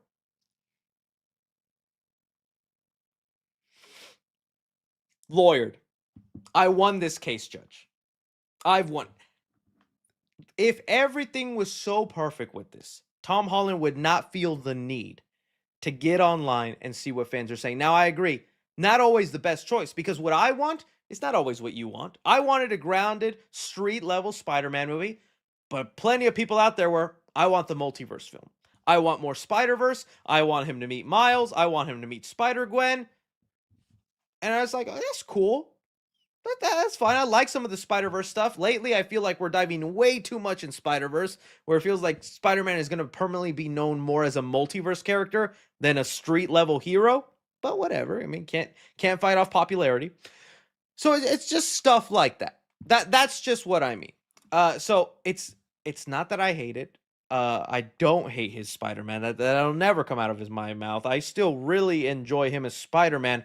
But the things that they've taken from that character that I really loved, I've missed. And that's why I'm so excited for Brand New Day, because it feels like they're finally going to give those moments. And you'll watch. You're going to come out of watching, hopefully, we still have to see the movie. I think you'll come out of Brand New Day and you'll see what a lot of people have been wanting from this Spider-Man. You'll be like, oh, okay, I see then how this is very different from a Homecoming film. I get it. Because I get it all the time. I'll be like, Homecoming did have street level stuff. Homecoming did. And they'll talk about the same 2 scenes of him with the rubble or in the car with Keaton. Watts was amazing at giving you 1 or 2 really awesome scenes in each film. I don't see no one else talk about the rest of that movie, though. All right. I've said enough. It's just, that's all. Like I said, I still really love your guys' opinions, and there's tons of my mutuals who think I'm crazy for this. Was it Hack Guy, Escape Pod? He's a big Homecoming defender, and I love it. So, and I never want to crap on anybody's version of the character. So I'm happy with this. I just wanted to bring it up because I said that jokingly, and I got so many people saying, yeah, don't you hate him? Don't you not like him? Why would he watch you? You talk crap about him. It's not talking crap. It's just voicing concerns I have. But you see it. You go back. Far From Home, No Way Home. I was always excited to see his movies. Yeah. So, anyways, just my thought. Okay. Rant over. Let's talk about Peacemaker Season 2. Okay. Peacemaker Season 2, Episode 3 has now come out. I think I'm going to have to title these videos differently, man. They are just... I love you guys, one who still stay on the stream to watch me talk about the episode, but that also watch the clips. So if you're watching the clip right now, that is awesome. But I think it's just... I just title them so boring with it. Peacemaker Season 2, 3. See, I just titled them Peacemaker Season 2, Episode 1 Review. Peacemaker Season 2, Episode 2 Review. And they just don't do that hot. So I'm going to go crazy. I'm going to go crazy with this title. There are no black people in Peacemaker. Oh, I just made you jump from your chair. I just made you whip out. What the hell you just say? What the hell you just... Oh, we're going to talk about it, baby. We're going to talk about it. Okay, so this is finally the episode where Peacemaker has decided to spend a day in this alternate Earth where his brother's still alive, his father's also alive. They're the heroes of this universe. Looks like they might be the only ones. We haven't heard anything about like a Wonder Woman, a Batman, anything like that. Oh, no, you'll see what I mean. Tim Meadows is still great in this. You'll see what I mean. And so it was cool to see him. And I feel like James Gunn is definitely using the multiverse to actually do some storytelling that doesn't just revolve around cameo surprises. I'm sure we're getting cameos and stuff, and there was one in this episode, but really awesome. And man, this was also an episode where I was reminded Peacemaker's so badass. Like, I forget, the guy doesn't really have superpowers. He's just someone who's like at the peak of human capability, very well trained, confident in his fight style, and there was an entire sequence of him taking down this terrorist group in there, all without his suit, all without his helmets. And I was like, if he does show up in Man of Tomorrow in the Superman sequel, I won't care, because I need to see him side by side with Superman or what he would do next to him. This guy is awesome. So it just reaffirmed that part also. Let's talk about the quick cameo before we go into, again, what I was saying, that there's no black people in Peacemaker. So with Peacemaker, dude, I just forgot what I was about to talk about. Let me see if, oh, there we go. Joel Kinnaman. He is back, baby. He is still alive in this universe, and there was even text or lines that they said that canonize David Ayer's Suicide Squad to a degree, and James Gunn has opened up about this. So You guys remember David Ayer's The Suicide Squad, which I wasn't the biggest fan of. I do think again, it's a movie that has some of its cool moments, but wasn't the biggest fan of David Ayer's The Suicide Squad. There is a line here where they mention Rick Flag, Joel Kinnaman, and his relationship with what was her name? I forget her. Enchantress. Enchantress in that movie, and what's been going on with them. And then in the podcast that James Gunn does after the show, he said, yeah, it was kind of a way to kind of canonize David Ayer's Suicide Squad. And again, it adds to the confusion, because although this specific part of the Suicide Squad from David Ayer is canon, their relationship, them going to Maltese and all that stuff and the mission they're about to do looks like it's canon. It's also weird because Ben Affleck Batman does show up in this movie, has a moment in it, and now there's real people online going, so does that mean Ben Affleck Batman is DCU Batman? When it's also like, okay, but finish that thought though. Peacemaker is in an alternate reality that's not the DCU. So even if that was true, Ben Affleck could be the Batman of this twisted version of Earth, but it wouldn't mean he's the DCU one. So it's just kind of funny, but it's weird again that like these little moments that James Gunn just decides, yeah, this is canon, that's canon, whatever, and that it's so loosey goose with it. We just have to get used to it. Okay, the part I was talking about now. So this universe that Peacemaker is in has been going so splendidly, so perfect. He's getting his relationship repaired with Harcourt. They're looking like they're going to end up back together. He gets to hang out with his brother, see his dad. He was even a scene where he's driving his bike down the road and people are like, yeah, Peacemaker, love you. Lady flashed her titties at him. Wow. Is that the big connection to Superman too? Oh, James Gunn. Those are deadly. But that happens, right? And he even says at the end of this episode, best dimension ever. Okay. I cannot take credit for this. I started seeing these theories online and it blew my mind. People noticed when you look at the background actors, when you look at the extras in this alternate reality, there is not a single person of color in this world. Everybody in this alternate Peacemaker world is white, is Caucasian. And it's making people think this most likely is Earth X in DC Comics. Earth X in DC Comics was an Earth where the Nazis won World War II and they took over from there. And that might be what ended up happening in this universe. And it would also explain why Peacemaker, let me see if I can look up family, why his family, his brother, him, his dad, are all heroes in this world, because there are no people of color to be racist towards, and that's why they're celebrated. It blew my mind whenever I saw those theories and people spreading that around. I was like, oh, dude, that explains the Kim Kardashian joke. There was a joke where Peacemaker comes out and goes, it's like, hey, what's with my clothes looking like the furniture of the Kardashians, huh? And his brother's like, the who? They would not exist and would not be popular in a world that only loves white people. I could not. And you know what makes this even more effed up? If you then think about the terrorists that show up in this universe that Peacemaker violently, bloodily, and just horrifyingly killed one by one, I don't think those were terrorists.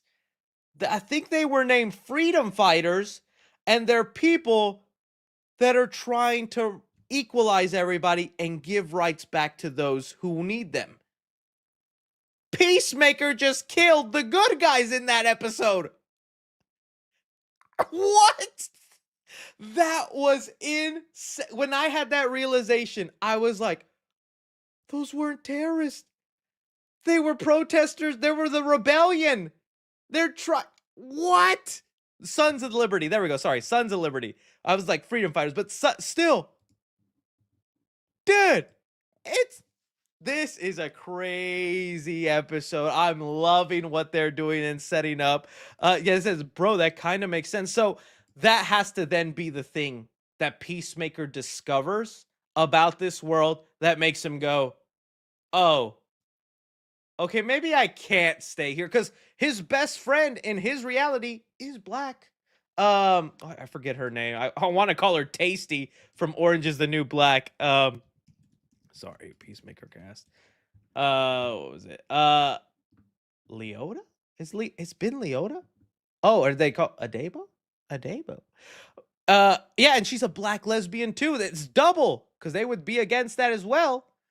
Uh, that's gotta be a big problem, especially if he somehow brings her over to that world to be like, hey, look how great this universe is. The minute someone sees her next to Peacemaker, I can't imagine what will happen. I can't imagine what they'll do. And this hardcore in this alternate world, she's just as bad because she was applauding Peacemaker for killing those Sons of Liberty people. And I guess that makes sense because if you're raised in a world where you're led to believe only white people are good and all these other races are bad, you'll just be happy that, the heroes are doing their job. Oh, dude, that is going to be a crazy reveal. I can't wait to see more of it. I do wonder, though, Adebayo? Adebayo? Adebayo? Adebayo? Adebayo. I feel so bad because I've just been calling her Tasty I'm just so used to her from Orange is the New Black. Thank you guys for that. But anyways, I cannot wait to see. So I wonder if this ends up becoming true, and maybe this isn't just a weird, crazy coincidence. Where are all the people of color? Are they in concentration camps? Are they put in jail? Have they been completely eliminated from existence so that there can't even be more? You know what I mean? What's going on there? That's what I wonder. See here. I want Joel Kinnaman to be back in DCU personally. I know he died, but man, what a good actor. I liked him, although his characterization in this episode was very different. He was kind of wormy and unsure and really wanted to like keep Harkott's love and saw Peacemaker as a threat. So, I mean, he's not really the tough leader that we saw in the Suicide Squad. And I don't know, would Rick Flag Sr. even want his son from another dimension? Would he be smart enough to be like, yeah, but you're not my real son. My real son is dead, so I don't know if they do have him jump over or what even goes on with this world. But yeah, dude, that when I saw those theories, I was like, my mind was blown, and I was like, that is gonna be a crazy reveal.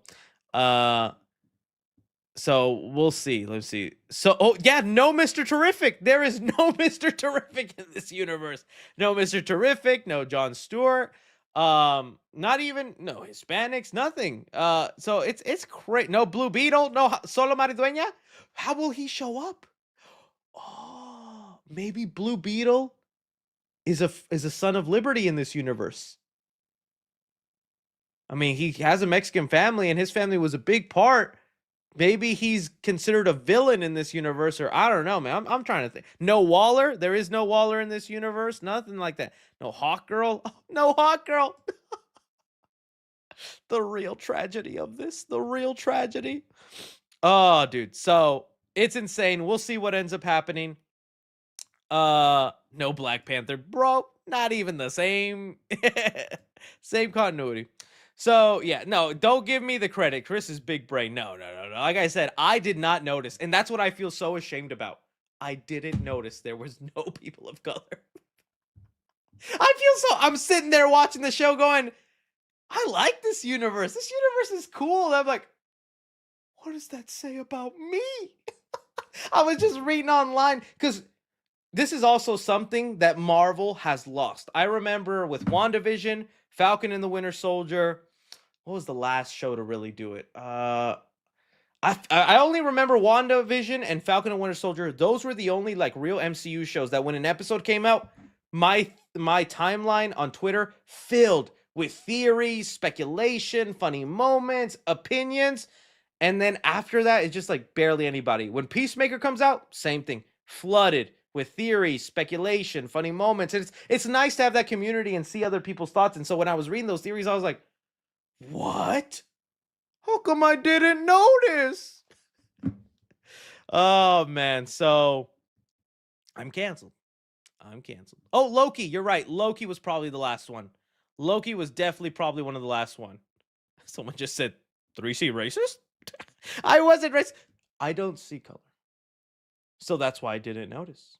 It just seemed like a perfectly normal universe to me. No 3C in that world. Maybe I could slide by. My whole life I've slid by. Every time I tell people I'm Mexican, they go. So I think if they came after me, I'd be like, I'm American. Checks out. And then they see me say the word taco. And they go, oh. I'm keeping an eye on you. It's a dumb theory. Hey, we'll see what happens. It might happen. There's a lot of people and it would make so much sense then why these guys are the heroes of this universe. I cannot wait to see if it ends up becoming true or not. So, all right. That was Peacemaker Season 2. Hopefully, more people clicked on the title of this clip. All right. I think that was it. Give me 1 second, guys, because I do hate how shiny I'm coming off on camera. Give me 2 seconds. I want to kind of pat my face with a napkin, and then I'm going to read your questions.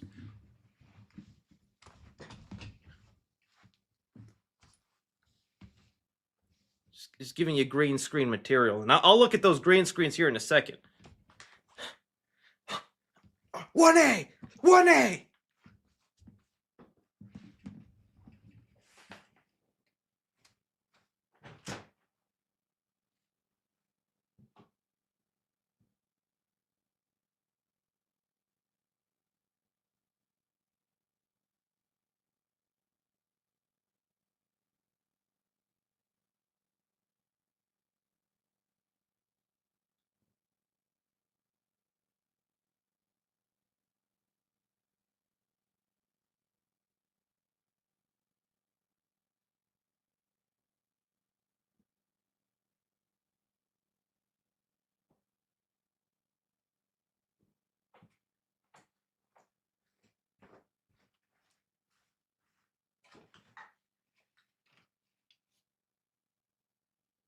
You done in here?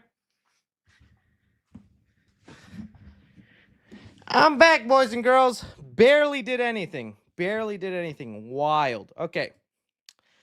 All right. Oh, want to check the Reddit. Chris, trick or treat childhood lore, please. Oh, gives me time to think about it while we look at what craziness has been created. I already see the first image. I hate you guys. Okay. Share a screen. Let me just do it with audio in case anybody does an audio version. All right. He wanted aliens. Okay. In Scream 5, Mindy mentions one of the new Saw movies as a requel. Scream 5 takes place during September 23rd. Night Terror was attacked, was on September 23rd. The only Saw movie at the time was Jigsaw and Spiral. Yes, the pressing information we needed. Thank you, buddy. What the heck? Buddy, you just spamming. What is all this? Oh, buddy, I'm going to have to ban you from the Reddit. What is all this? Here's your clickbait thumbnail. Season 2, Episode 3. No black people in Peacemaker. James Gunn racist? That's a crazy concept. Chris pulling out Kevin Feige's receipts. Just being honest. New profile for the Twitter account. Y'all hate me. Day 2. Bluey's birthday. Nice. Oh. Aw, thank you so much.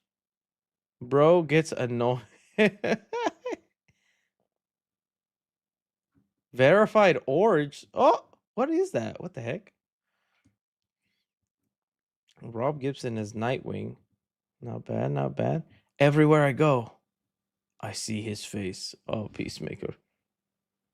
Man, I thought there'd be some more green screen fun here. There we go. Now we talking.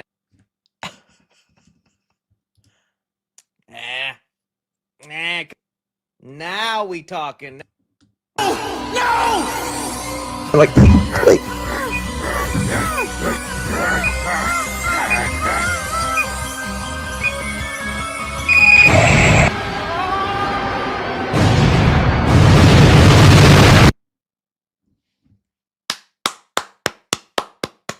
Perfectly made sense. Perfectly made sense.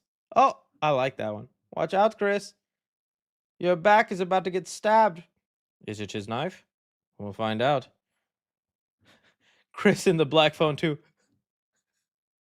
Just do the same face. Dude, I saw that. Yup, Tron Ares is going to be garbage. There was a Mr. Beast commercial where he was just in the Tron Ares suit. That's kind of dope. I want to Photoshop my face in that. What the heck is this? Chris is now an alien in the Omnitrix. Oh. You definitely don't want to have a threesome if your wife asked. Yes. But let's say she I've seen these clips. It's so weird, some of the stuff they talk about on that pod, but good for them. Hey, that was just you can look at the search bar. I just searched Spider-Man. And then that craziness popped up. Oh, I like this. That's a good one. Spook Your Mama. U2's concept. I like that. I wish U2's would give me. They probably would if I reached out to them. But I haven't. Okay. I was looking for more green screen stuff. I guess that's it for now. Jeez. Man of Tomorrow, Luther for president. Okay. Mr. Beast, Call of Duty. All right. We'll get into it. All right. Chris, trick-or-treating childhood lore, please. Oh, man. I really don't have that much. My trick-or-treating times was fun. Although, I will say I miss... Because I literally remember seeing the streets jam-packed with people. Neighborhoods, houses decorated, cars blasting Halloween music as they drove by. It was like, it felt like an event. That's all gone nowadays. I remember when I got my first house, which was 3 years ago now? 3 years ago, thanks to YouTube and y'all beautiful people. I was so excited from Halloween time. I can't wait to see how many kids come in. And then I bought all the big candy bars. So I'm like, I'm gonna be that good house that just gives them a bunch. I had like 4 kids. 4 kids knock at the door. And that was it. Nobody wanted candy that day. I was so sad.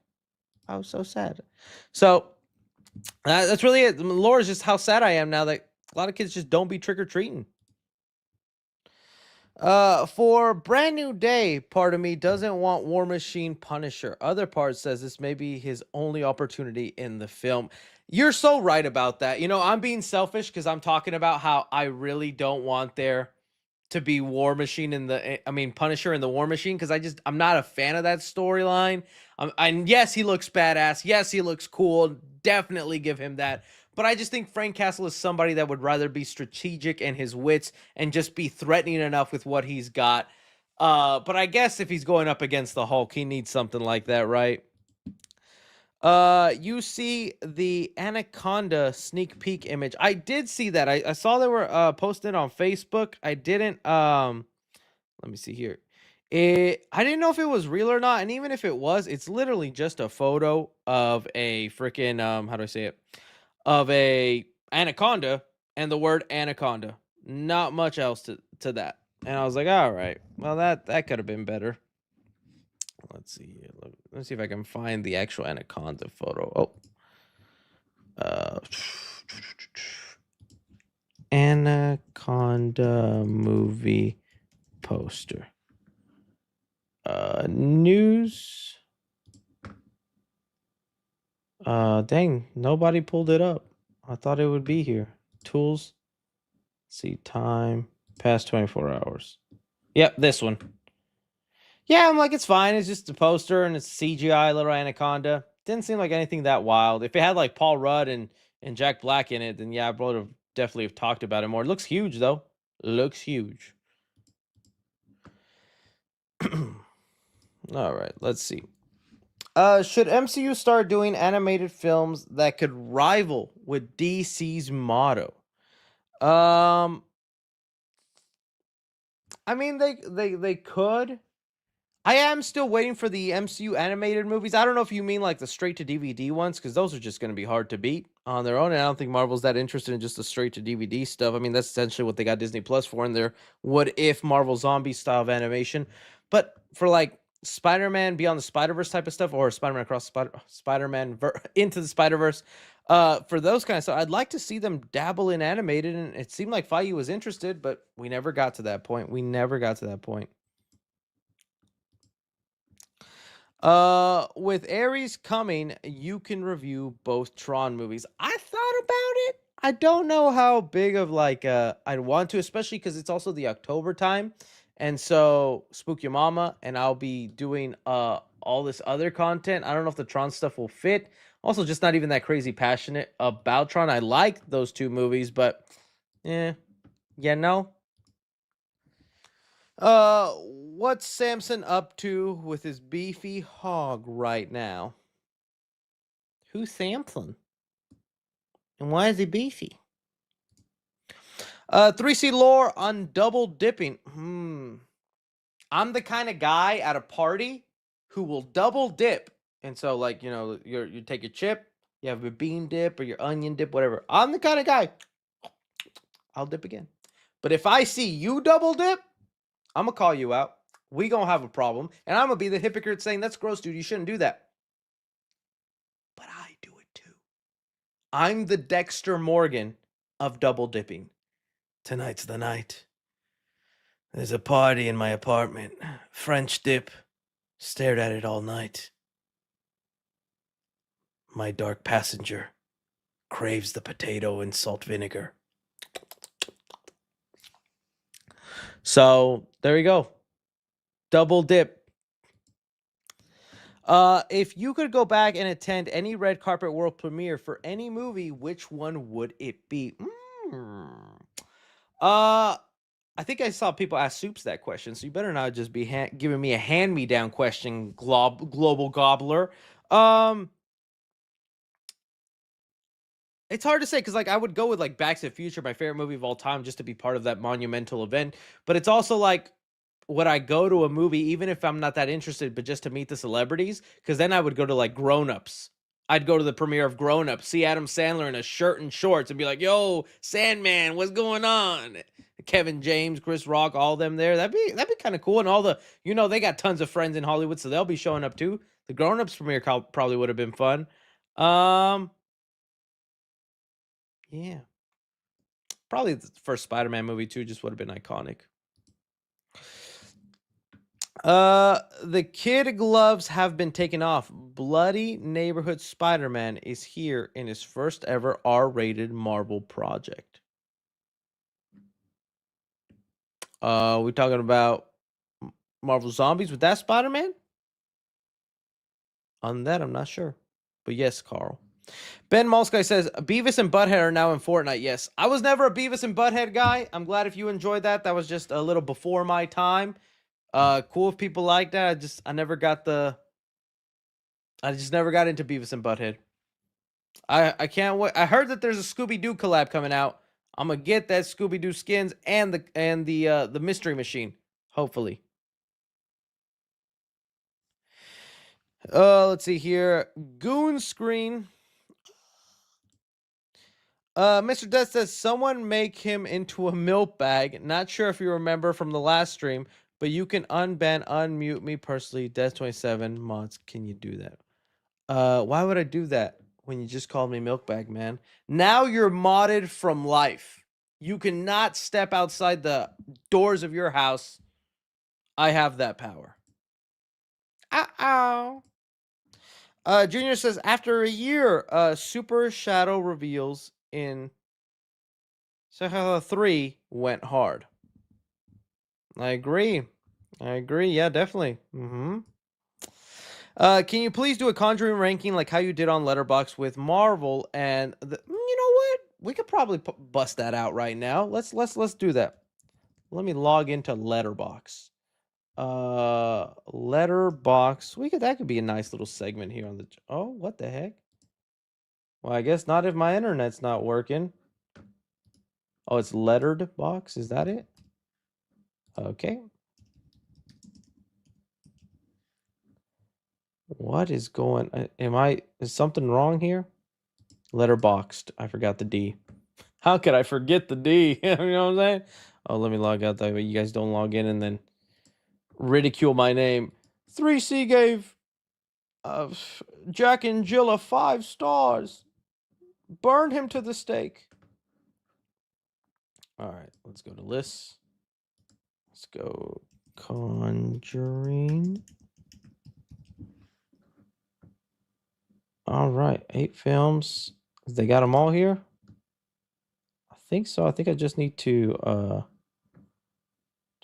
like this list. Just add a film to a list. Sorry, guys. I'm trying to get it. Okay, cool. That saved me a bunch of time. Okay, we got this list created. Now let me just add in the new Conjuring movie. The Conjuring Last Rites. All right. All right, we have it added on. I believe everything is in order. Sort by year, release date. Oldest first. Okay, there we go. Sorted out. All right. Okay, let's start at the very bottom. Very bottom of this. Ooh, I think this is going to be controversial. Y'all ain't going to like this. Y'all not going to love what I have to say. Y'all, I know a lot of y'all. Curse La Llorona. That's the worst one, Chris. It's so bad they had to decanonize it and all that. The Nun is the worst one. You had unbelievable potential with this first Nun movie. You could have had it be a film that brought the Nun to a status where she's a new horror icon, because she was the most frightening thing about The Conjuring Part 2. And what did you do with all that potential?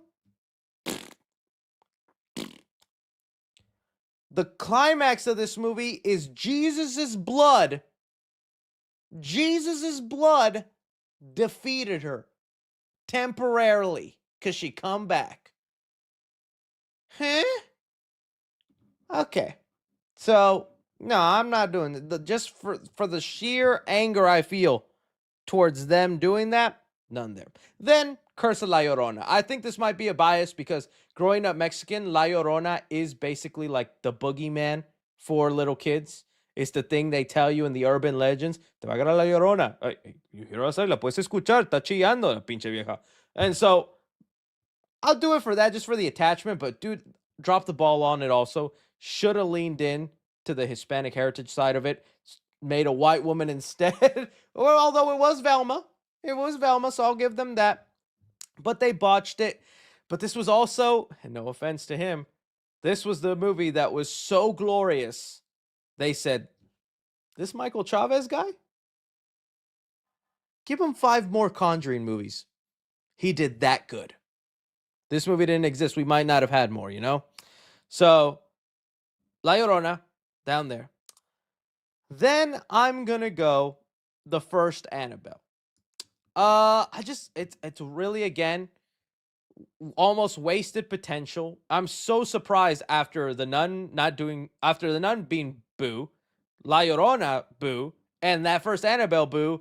How did people keep showing up to these Conjuring movies to where even this new Conjuring film coming out this weekend, it's about to break the box office record for highest opening of a Conjuring film. So even some of these bad films, the tolerance I think is so low for just general audiences. As long as there was a jump scare or creep them out a little bit, I had a good time.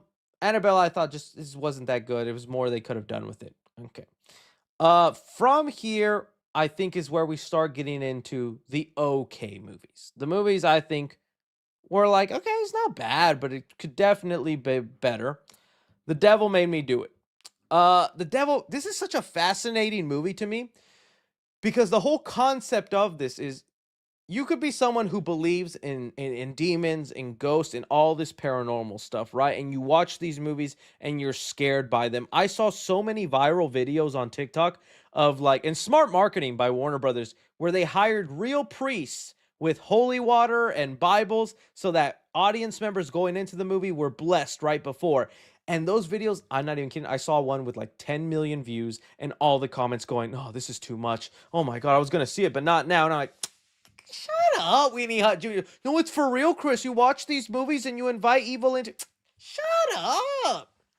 Shut up. Oh, that's the pick-me people. That's the pick-me people. No, for real, we saw the movie once and then I saw a tissue move, dude.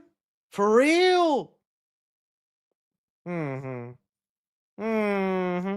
Okay, so I'm not a huge skeptic. I believe in it to a degree, but I do believe some people just like, no, it's for real. My cousin, he saw it once. Anyways, what I mean by this though is if you're on the other side of that and you're a skeptic, the premise of this one is crazy because it's a real life case of a guy who committed a murder and then said to the court, devil made me do it. Devil made me do it. And whatever side you fall on, believing this guy actually was possessed by the devil and did that because the devil told him, or this was just a crazy guy using an insane excuse to get out of murder, it was a tough film to go through because you have to sympathize with the guy who's supposedly possessed. Because in this world, we're believing this stuff is real, but you also have to be with like, this guy might have just been a really bad guy. And now we're trying to make him kind of the misunderstood hero. Okay. That with just the stuff involving the Warrens, not all that memorable. I don't think it was a bad film. I just think it was a nothing movie. It was just kind of like, could have been something. Could have been something. So, then, oh, I do need to add that, and that's actually perfect because that's what I was looking for next. Then I'm going in and adding in Nun 2. All right. Look, much better improvement over the last one. And I know some of y'all are gonna think I'm crazy for putting it over one of the Conjuring movies, but I really do think at least they actually tried doing something interesting. The Nun was semi-scary. There was a crazy end battle. They tried doing in some lore connecting and setting up for other stuff. To me, I liked it more for how it was kind of building out the universe and setting it up. And again, nothing amazing, nothing on top. But as far as like the last movie just not being memorable, I at least remember the ending of The Nun 2 and how crazy that all went and the stuff that went down. So I can't even tell you a scene that went down and the devil made me do it. That's why I put it above that. Okay. Next up, ooh, this is kind of hard now. Now we're getting into the mash and meat potatoes of it all.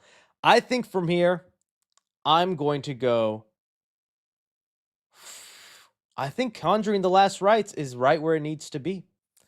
I think I'm going The Conjuring Last Rites. Look, I ended up liking this movie because at least it was memorable. There was more scenes that were actually pretty creepy. The dad, there's a dad levitates in this scene that's pretty creepy. There's a cereal scene, also pretty creepy.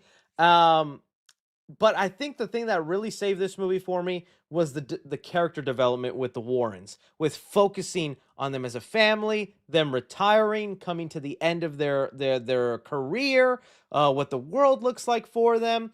That part of me is what saved this movie and actually made it feel like a good closing off for them, and that made it enjoyable for me enough to where I liked it. But man, it's still nowhere near the heights that Conjuring 1 and 2 were, and it makes you want better for this world because of how good James Wan did with the first, and it just makes you go like, why do they keep giving it to Michael Chavez? I get he's got a keen eye for some setups. There were some good setups, and there was a phone scene with like a cord in there I thought was creepy, but so much of it is so generic and overdone, and this you also felt the runtime play out in this movie. Okay, next, honestly, this might be the permanent order moving forward. Next up, I do put Annabelle Comes Home. It's so funny to me that there's people who prefer Annabelle Comes Home over Annabelle Creation. I think it's the night at the museum vibes and kind of like the sleepover fear. It's a good little like short, quick and easy, scary story. And the Warrens are involved. You have Judy there, and even the beef Judy has with Annabelle in this movie carries over to Conjuring 4, which I think is kind of funny. But at the end of it all, while I really enjoyed it, I just don't think it was as effective and as scary as Annabelle Creation, which I put above this one. I think Annabelle Creation was awesome. Really showed that David F. Sandberg has a future in horror. Kind of let me down with Until Dawn, but I'm willing to give him another shot with whatever horror movie he does next. But Annabelle Creation, I thought was genuinely frightening. I even would say Creation is up to James Wan level of the Conjuring universe, where at this cutoff point, going up, Creation and above, these are the great Conjuring movies. My opinion. My opinion. Then I do Conjuring 2. Good movie. Really awesome. The first Conjuring. Obvious reasons. That's my ranking right there for The Conjuring. Read them and weep, boys. Read them and weep. All right. Thank you for that. I hope you all enjoyed that. Here we go. So we did all that. Can you please do that, Marvel? Yeah, we did. Let's see here. Marvel Zombies looks amazing. Yeah, I agree. I was not looking forward to it, and I thought it was really good. Have you seen Twisted Metal Season 2 yet? Oh, okay. Something I could quickly dive into. I won't spend too much time on this because I actually just finished the last 2 episodes I needed to watch because I've been so busy. So I will give you my thoughts on that. Okay. I've mentioned Twisted Metal, I think is a guilty pleasure show. Anything fantastic or like groundbreaking, but it actually is pretty fun and easy to digest. It's a world that's pretty self-aware. It is totally leaning into its comedy and cheesy factor. And after you get past the first 3 episodes in season 1, I think you appreciate the world building, the callbacks to the video games, and you actually have fun with how silly this world is. Season 2 was going on that same vibe, and I was also enjoying it until the last 2 episodes. I think the last 2 episodes of season 2 really soured me on this season, and I thought they just went in such a ridiculous, odd route, which again, I know that's what they're leaning into. They lean into the ridiculous, they lean into the silly, but those last 2 episodes, it just got way too odd and random. It felt so estranged from everything they were doing. It also made me look at the whole season as a whole as like, then what was the point of all this? This feels so random, and the storyline they're setting up for season 3, I'm honestly not that excited for. They did the tournament. That was kind of fun. I mean, that was the whole point of the season 2, is you finally had the Twisted Metal tournament, and I'm like, hey, we actually got cars, battle royale fighting, guns, missiles, callbacks to the games. That was cool, but the way they wrapped up the story and finished off with some of these characters was not a big fan of it. I was just sitting back going, this got dumb. So still liked it. Not as good as season 1, but I'm honestly not excited where they ended things off. Just saying. Yeah. Someone said I disagree. Oh, I'm glad you liked it. I'll still watch season 3. I just thought they kind of were like there's a character that goes to space, and then not even 10 minutes later, I'm back down from space and I found you. Let's go kill these people. Bro, what? I don't know. I think they just really dropped the ball towards the last 2 episodes, in my opinion, of season 2. But still in the everything before those last 2 episodes really was enjoying season 2. Chris, just want to say I love the videos, and I'm currently working at Spirit Halloween. Nice, dude. Give me some discounts. Give me some spirit money. Mr. Des says, which abstract holiday would make a good horror movie? Who are you dressing as for Halloween? When can you review gross horror like Human Centipede? Oh man, when the YouTube system would allow something like that. I do still plan to do costume every live stream for Spook Your Mama. So drop your suggestions what costume you'd like me to be in. You might just see it happen here on the channel. As far as what did you say? What holiday would make a good horror movie? So we've already done Thanksgiving, we've done Christmas, obviously Halloween, St. Patrick's Day, I'll give it to Leprechaun. What other holidays do you have, man, that you can do? What do you do for Labor Day? He wanted to rest, but they made him labor. Here comes Laboroni. No, that wouldn't work. What would be a good holiday? I'm trying to see what the chat would say. They've done Mother's Day. I bet you there's a Mother's Day movie. I think there's even a Father's Day movie. I guess Easter, right? You're right. Easter is the closest big holiday that they just haven't touched in a movie. I know there's segments on VHS or other anthology horror movies that they've done, but there's never been a dedicated Easter horror movie, at least not a bigger budget one. There is an April Fool's Day one, probably July 4th, but Columbus Day would be crazy. Yeah. New Year's. I think there was a New Year's horror movie. I've seen that, but yeah, we'll see. Rank all the Colleen Hoover movies based on your interest in seeing them. Regretting You reminds me of him. Verity. I'll tell you, I am only familiar with Regretting You, and that's because they played the trailer right before The Conjuring 4. I have no idea about reminders of him, or is it Verity? I'll have to ask my lady. She's a Colleen Hoover reader. She does enjoy those books. And I'll be like, hey, you know what this is? And she's like, oh, they're making that a movie? I want to see that. And I'm like, so what's it about though? The Regretting You one looks interesting. So I'll just say Regretting You. It has Dave Franco in it. Looks like it's about like two people where they find out their spouses were having an affair with each other. They don't know whether to tell their kids because it'll ruin their image of them. Then they die and all this. Oh, it seemed like kind of an interesting character movie. But we'll see, man. Colleen Hoover seems to be the new Nicholas Sparks. Remember when Nicholas Sparks was having every single one of his books get a movie? Crazy times. Lewis Kirk says, "Hi Chris. Rumor came up about Wolverine game ready to show for the trailer for the game and might release in the month of State of Play or this year's Game Awards. I'm down. I hope so. I saw those rumors going around, and I hope so because I really want to see some stuff from Wolverine." Mega Mantis says, "Game suggestion: Marvel Rivals." I've played Marvel Rivals. I did it for a week. I enjoyed it for what it was, and I got bored. I'm so glad people are still playing it and it's still having a fan base, but seriously, after a week, I was just so sick of it. Same thing happened with what was it? The game where there was Smash Bros, but it was Warner Brother characters. I already forgot the name of that. But I had so much fun with that. And then after a week, I was just done. Yeah, bro says that and plays Fortnite. They update Fortnite weekly now. There's a new gun, a new system, a new weapon, a new thing. Pretty soon, they're going to add a Ghostface and a Jason Voorhees ability. Yeah. Constant things to keep me interested in Fortnite, all right? Multiverses. Thank you, guys. I forgot it was multiverses. Don Mancini posted something suspicious on Insta, and image is old, so I don't know. It's about AMC Fear Fest. Fangoria reposted it. Could it be? Oh, let's see. Don Mancini Instagram. Come on, buddy. Let's see what you got me going. Let me see what it is. Oh, it's just a gif of Chucky evil laughing. I mean, he's been posting Chucky stuff nonstop ever since. He always posted something Chucky. I'm still waiting to hear, man. Where's this movie? What's going on? What's happening with it? It'd be nice to get an update in the Spooky Mama season. I'd love to find out if that movie's happening or what's going on.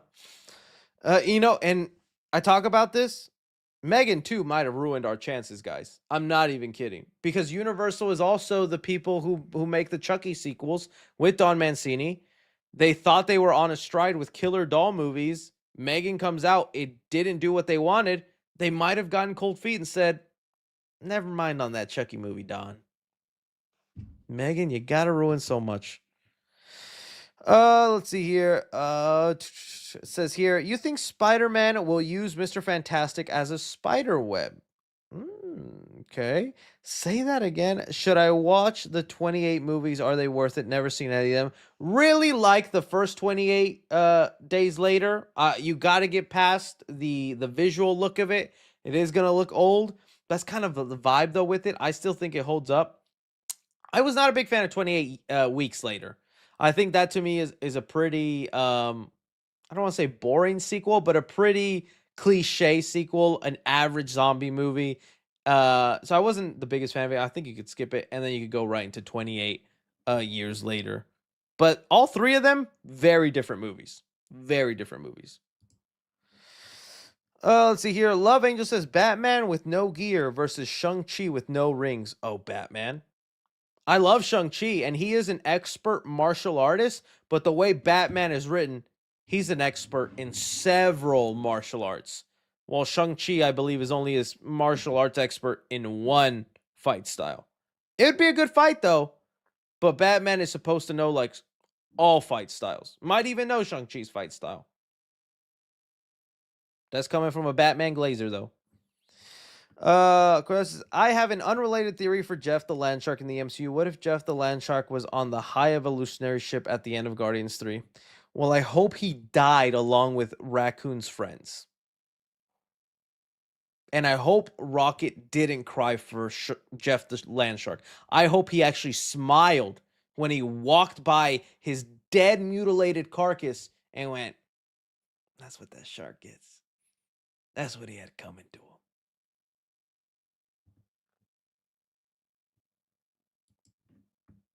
I don't like that shark. You know how many people were Jeff the Land Shark killing me in Marvel Rivals? I hate that shark. What are your thoughts on the return to Silent Hill? I've never played the games. I'm not familiar with them. I did see like trailer that popped up in a different movie theater, different movie I was watching. I think it was when I went to go watch Nobody 2. They popped up the trailer for that. I'll check it out if y'all say it's awesome. I don't know. Shark hate, unsubscribe. I'm sorry, Karate Kick 4D. It's just jokes. I'm just giggling. I think Peacemaker use of loose cannon makes merging Pattinson easier. Plus, a young Batman matches Cornsweat's age, and you can slowly introduce Robbins instead of jumping Damian. I mean, you're exactly right. You could almost have Pattinson be DCU Batman, throw him into the movie, give him even similar backstory and things that have happened, while still keeping him Elseworld in his own series. Because it's what's happening right now with everything. It's like, oh, Enchantress and parts of David Ayer's Suicide Squad is canon, but other parts not. Same with even James Gunn's The Suicide Squad.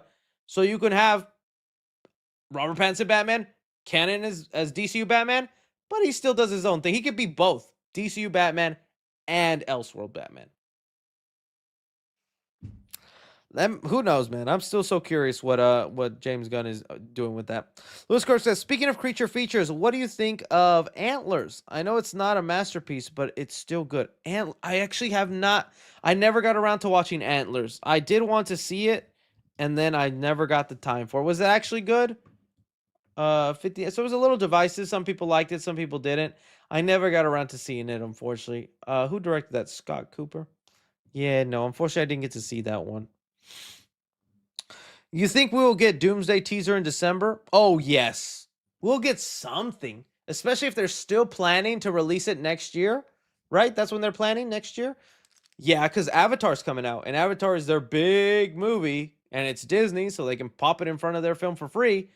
I don't see why not. It'll probably be some sort of like 30-second thing. Mystic Nurse says, rank these movie ideas by how good you think the movie would be. Daredevil versus Freddy, Batman versus Jigsaw, Peacemaker versus Predator.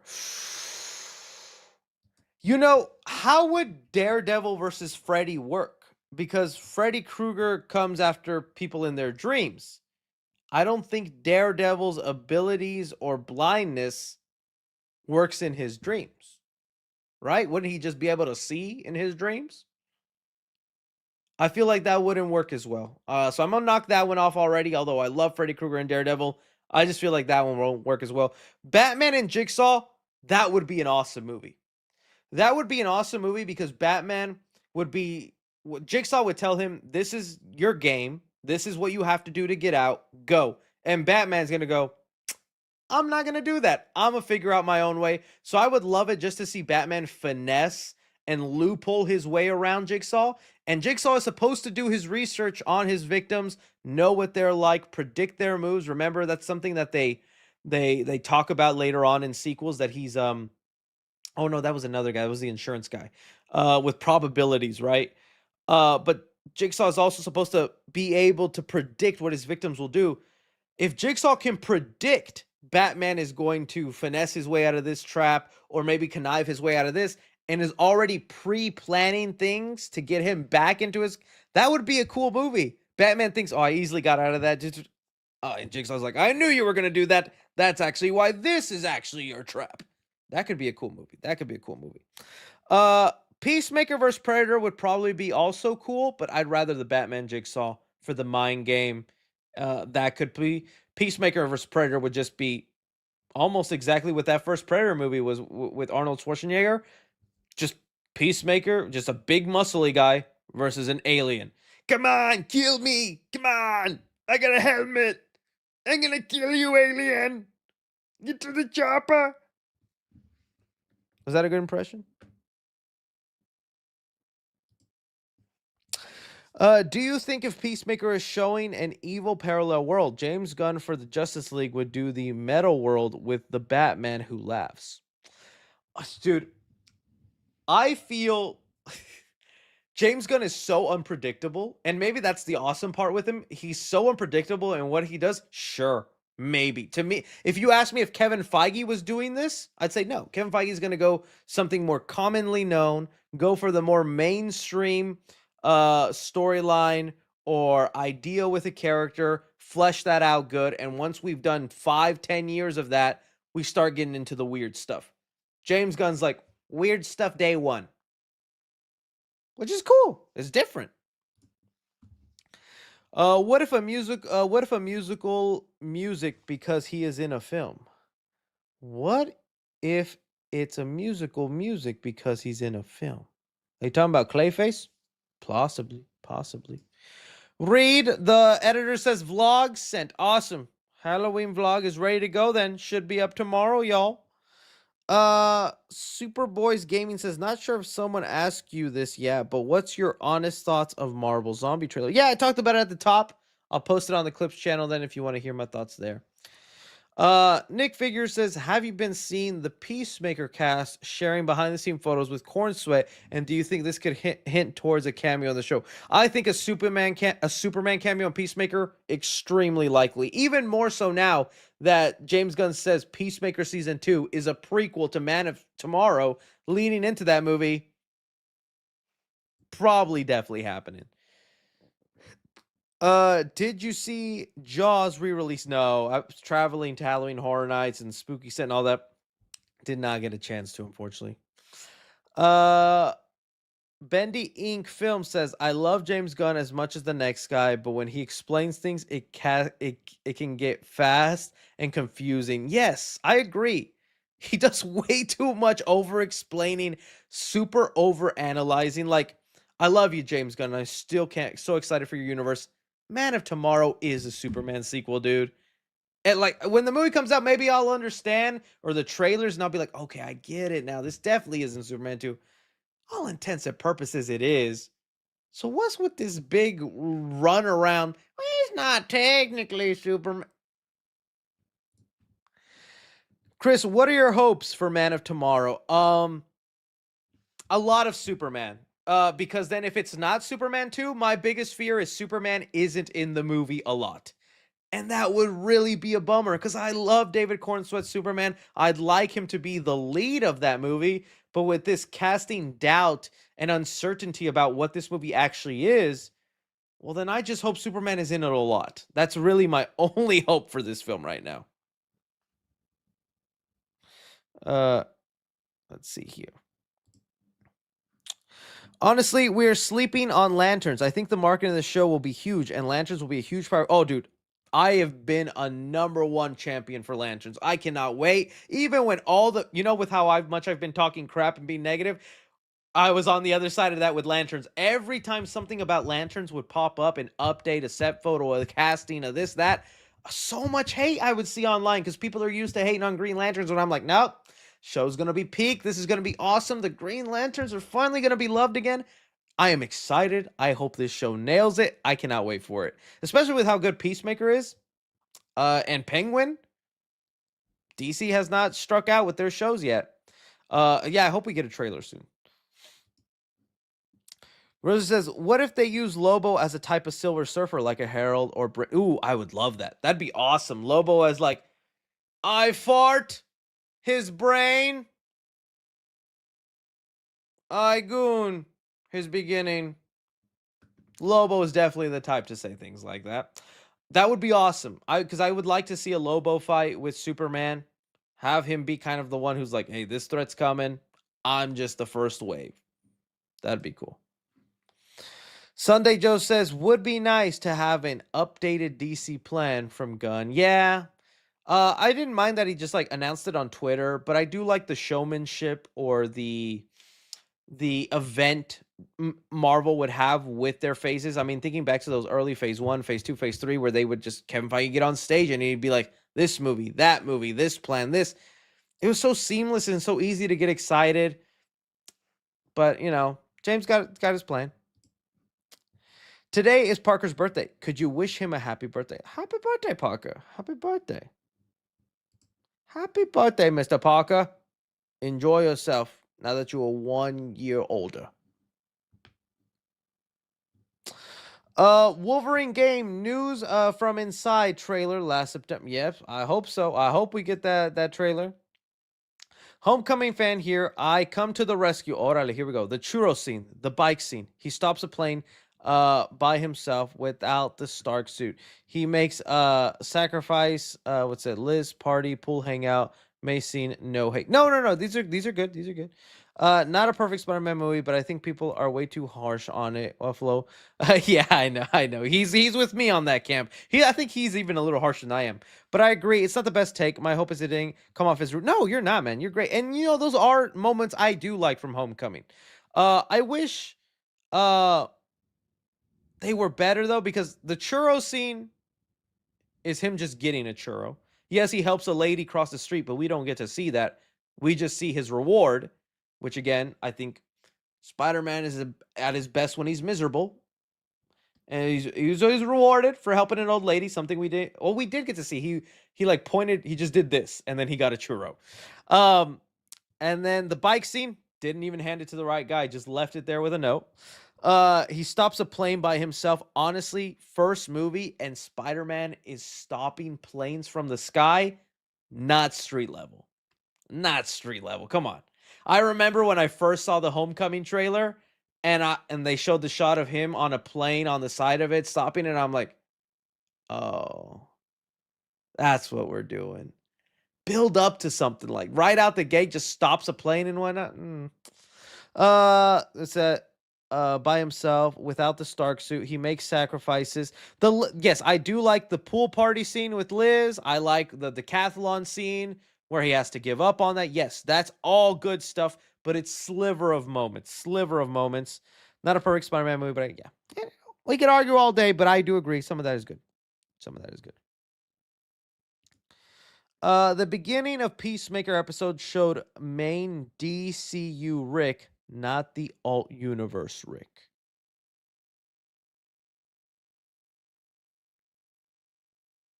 Hey, the one that died, like in the pre.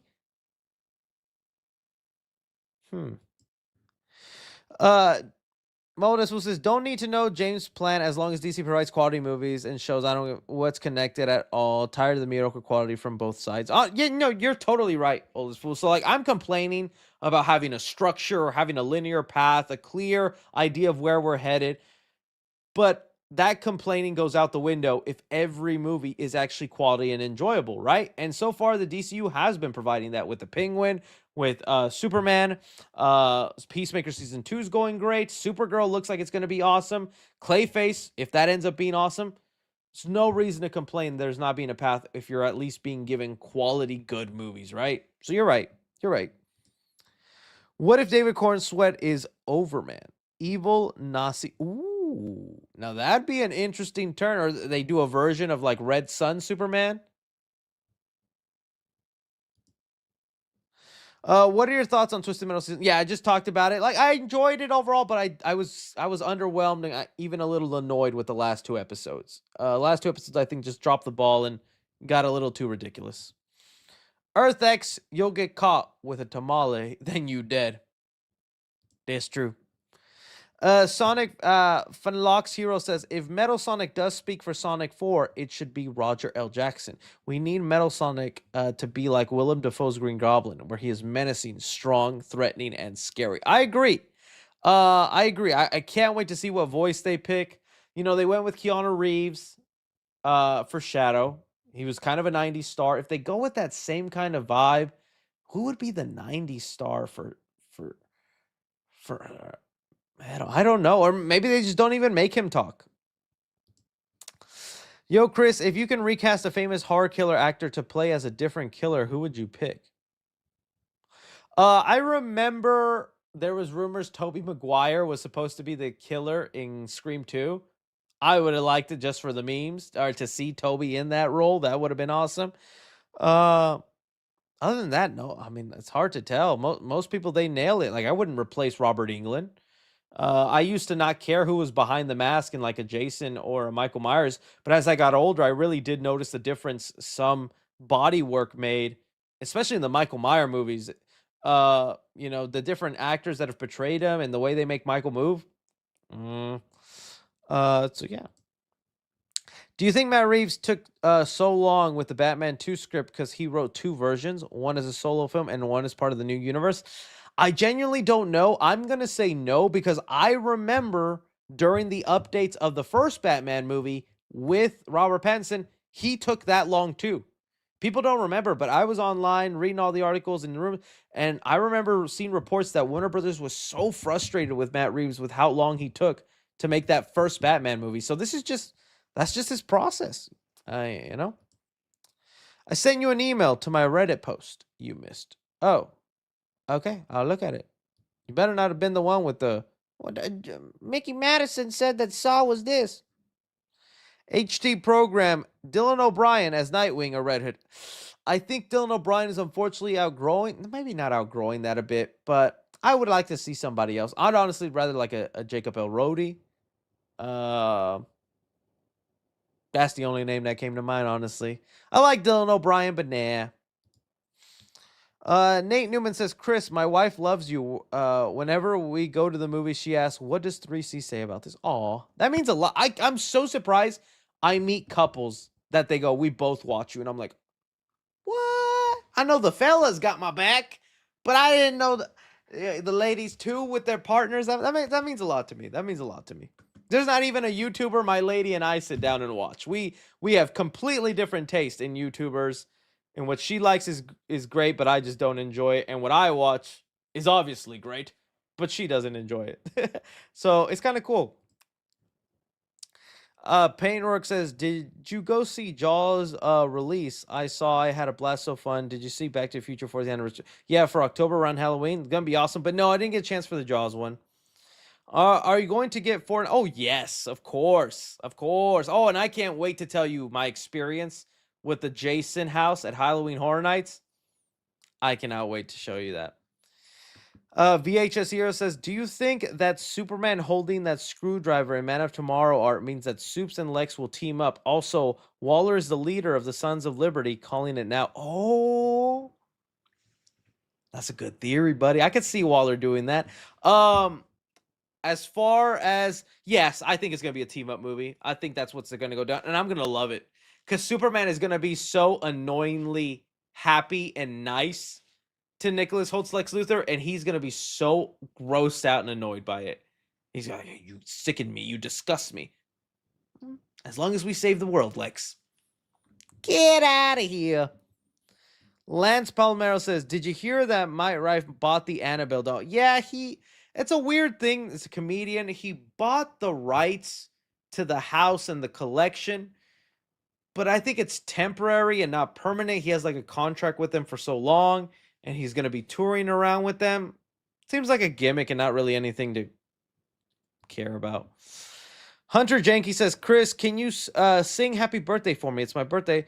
Happy birthday, Hunter Janky. Happy birthday to you. That's all you get, buddy. Enjoy your birthday, buddy. Thank you for watching. Eric Morales says, I hope my girl Black Cat in Brand New Day. It would be awesome. Still wonder who would play her.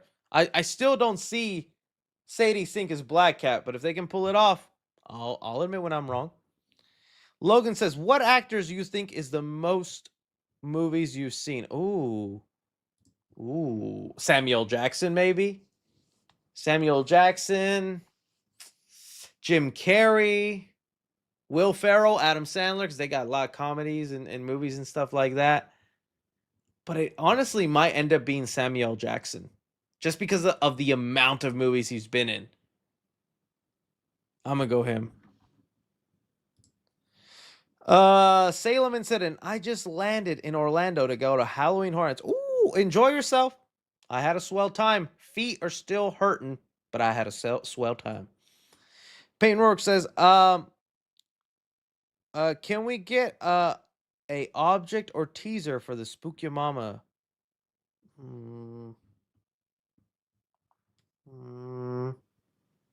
No, it'll give away too much. It'll give away too much. I just still think it's going to be unexpected. I saw a lot of you guys trying to guess the theme. None of y'all have guessed it yet. Throttle Gain says, "Hey, top 5 movies to stream on Shudder." Ooh. Let's see here. Well, I think Dangerous Animals is on there now. I finally saw that. Really like that one. Let's see here. Shudder movies.